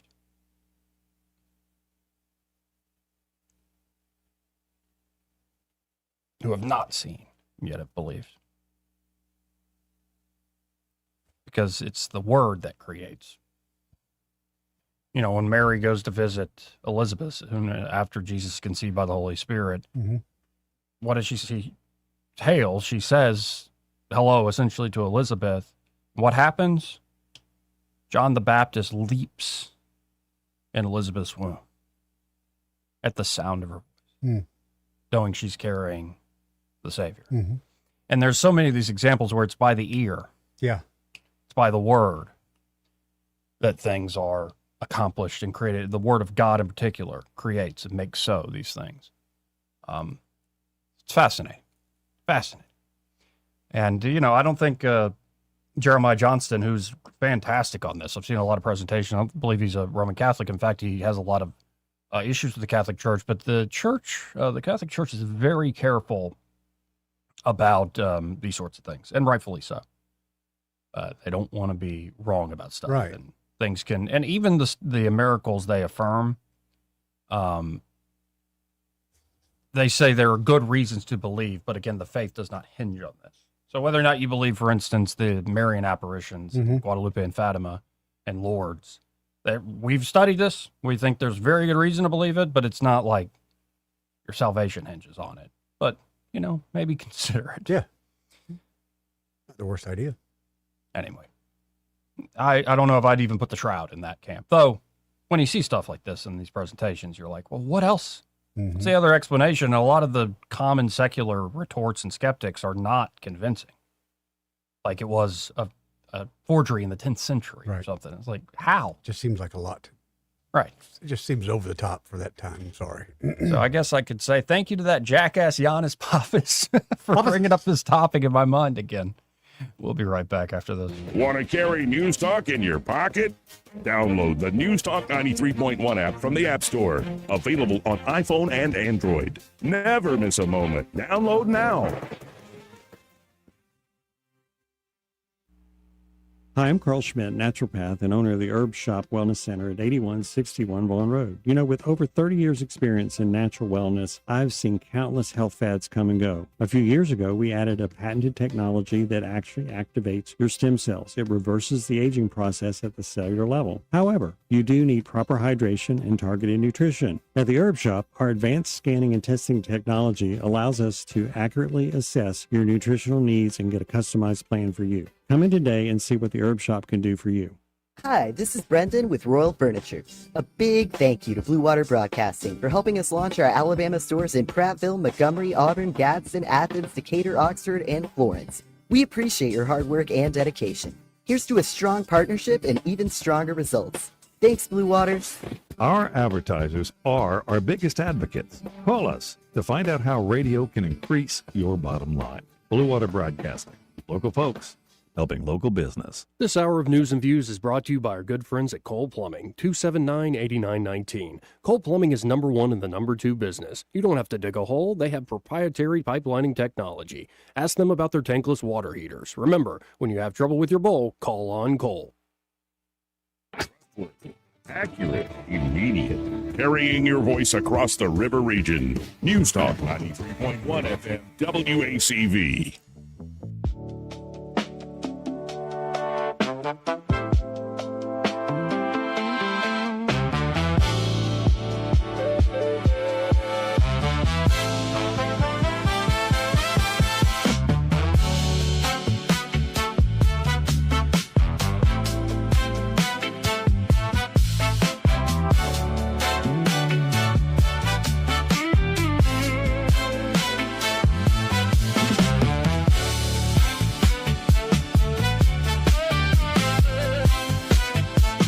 Joey Clark. Welcome back.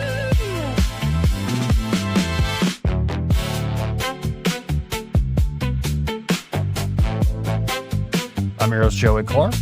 Eddie Vader here in the studio with me. Got a caller.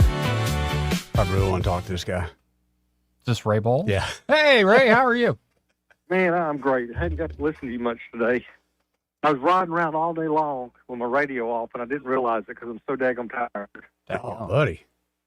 I woke up at 2 o'clock. Just bing, I was awake. Old man disease. No reason. No, I didn't go back to sleep till 5. My alarm clock went off at 5:30, and I've been struggling. Yep. Riding the struggle bus. Old man disease. Yes, I don't understand it. I don't like it. It Neither do happens I. every now and then. Neither do I. So, I'm out here at JAG and the band's walking through, so I'm going to dip into you hear them? No, I can't really hear him. Yeah, hang on. Let me tell them. We can't hear y'all. There you go. Is that Freedom Rock? Turn it up. I tell you what, these kids are great. They really are. Out here working at this school, the teachers are great. The kids are great. I've had such a good time out here.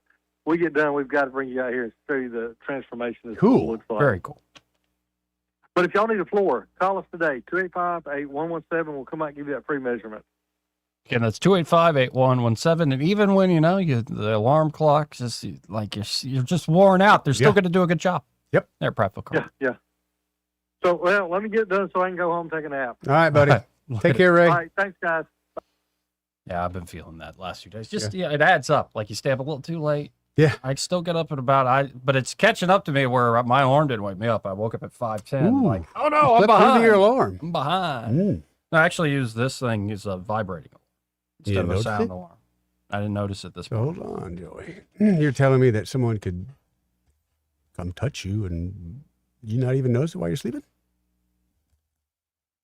I didn't like the way you said come, No, I'm just saying. I did. let alone touch you. I thought you had a loud alarm clock. That's what I would think you would have, not a little, hey, buddy, time to wake up. Wakey, wakey. No, normally I wake up before it. Oh, yeah, your body. But it catches up. You're like, Yeah, it does. 5 hours sleep ain't enough.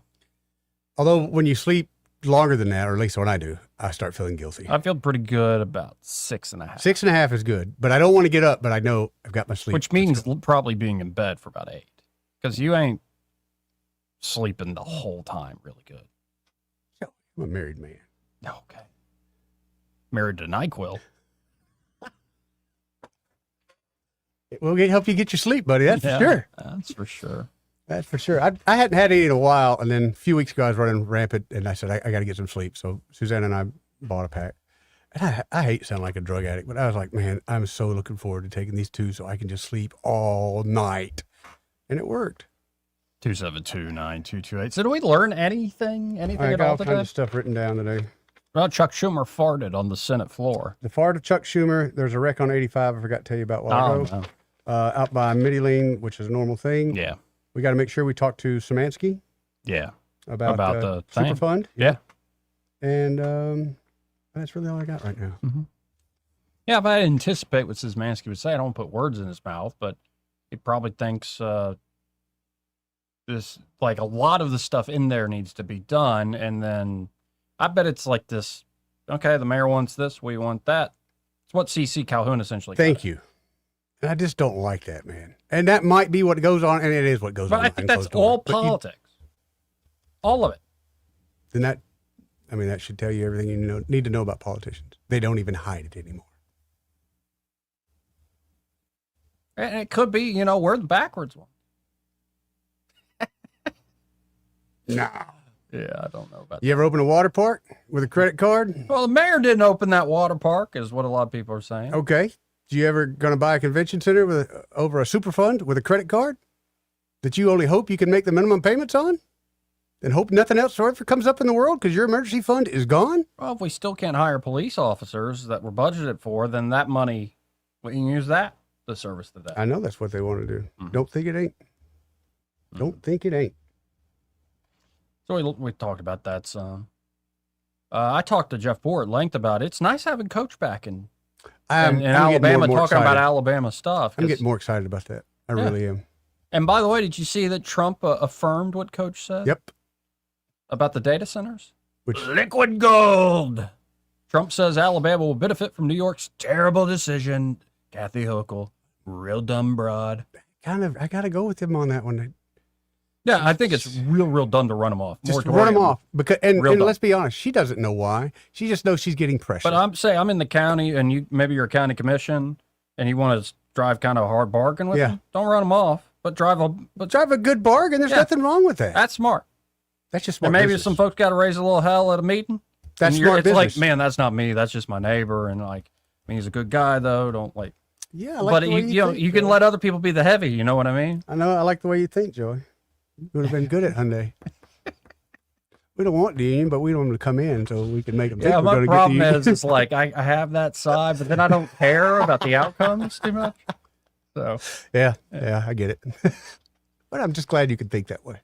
It really does make me very proud that you can think outside the box like that.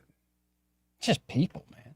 Right, but it is people. Well, I mean, and plus, for a decade, I went through my autistic libertarian phase. Like, everything must be exactly so. It doesn't work that way, does it? You were frustrated. You're immoral. You are frustrated. Yeah. And it's not just libertarians that do that, but Yeah, but they also argue over who's more libertarian. So let's not Definitely forget that. no. And honestly, in a lot of my perspective of things, I'm quite libertarian. But here's another thing. But I never say you guys wear a shirt that says "I'm a libertarian and I'm proud." I've never seen that. But y'all will compare how libertarian you are to each other. yeah. So you're not a proud. Well, there's a lot of good people in that movement. And actually, what's cool is a lot of people that were in the libertarian movement went on, just did their own thing, and they're very successful. See, I think that's good. They stopped trying They to did- do the right. libertarian thing. They used their talents and did something. That to and me so, is great. And they still generally believe. Like, don't get me wrong, met a lot of people who are libertarians, still are, who are great people, talented people, brilliant people. But in terms of politics, Is Afro Man a libertarian? yeah, definitely. I sent you that thing on him yesterday. I love that guy. Now that's a If he ever guy comes that's around here, we got to get him in here. I don't care if I got to kidnap him. We got to get him in here. I think he'd appreciate it. Yeah, me and Craig bought him some Swisher Sweet rolls down at the Libertarian Convention he was invited Oh, to. that's right. Remember in Dothan? Hey, I can understand why I wasn't there now. Living in living, baby. I really appreciate Afro Man right now. Mm-hmm. Yeah, he was just smoking those blunts in the lobby. Nobody cared. It's Afro Man. It was the Marriott. Who cared? Yeah, it wasn't Marriott. Yeah. He probably gave some to the staff. You know he did. Yeah. Anyway, we got to get out of here. All right.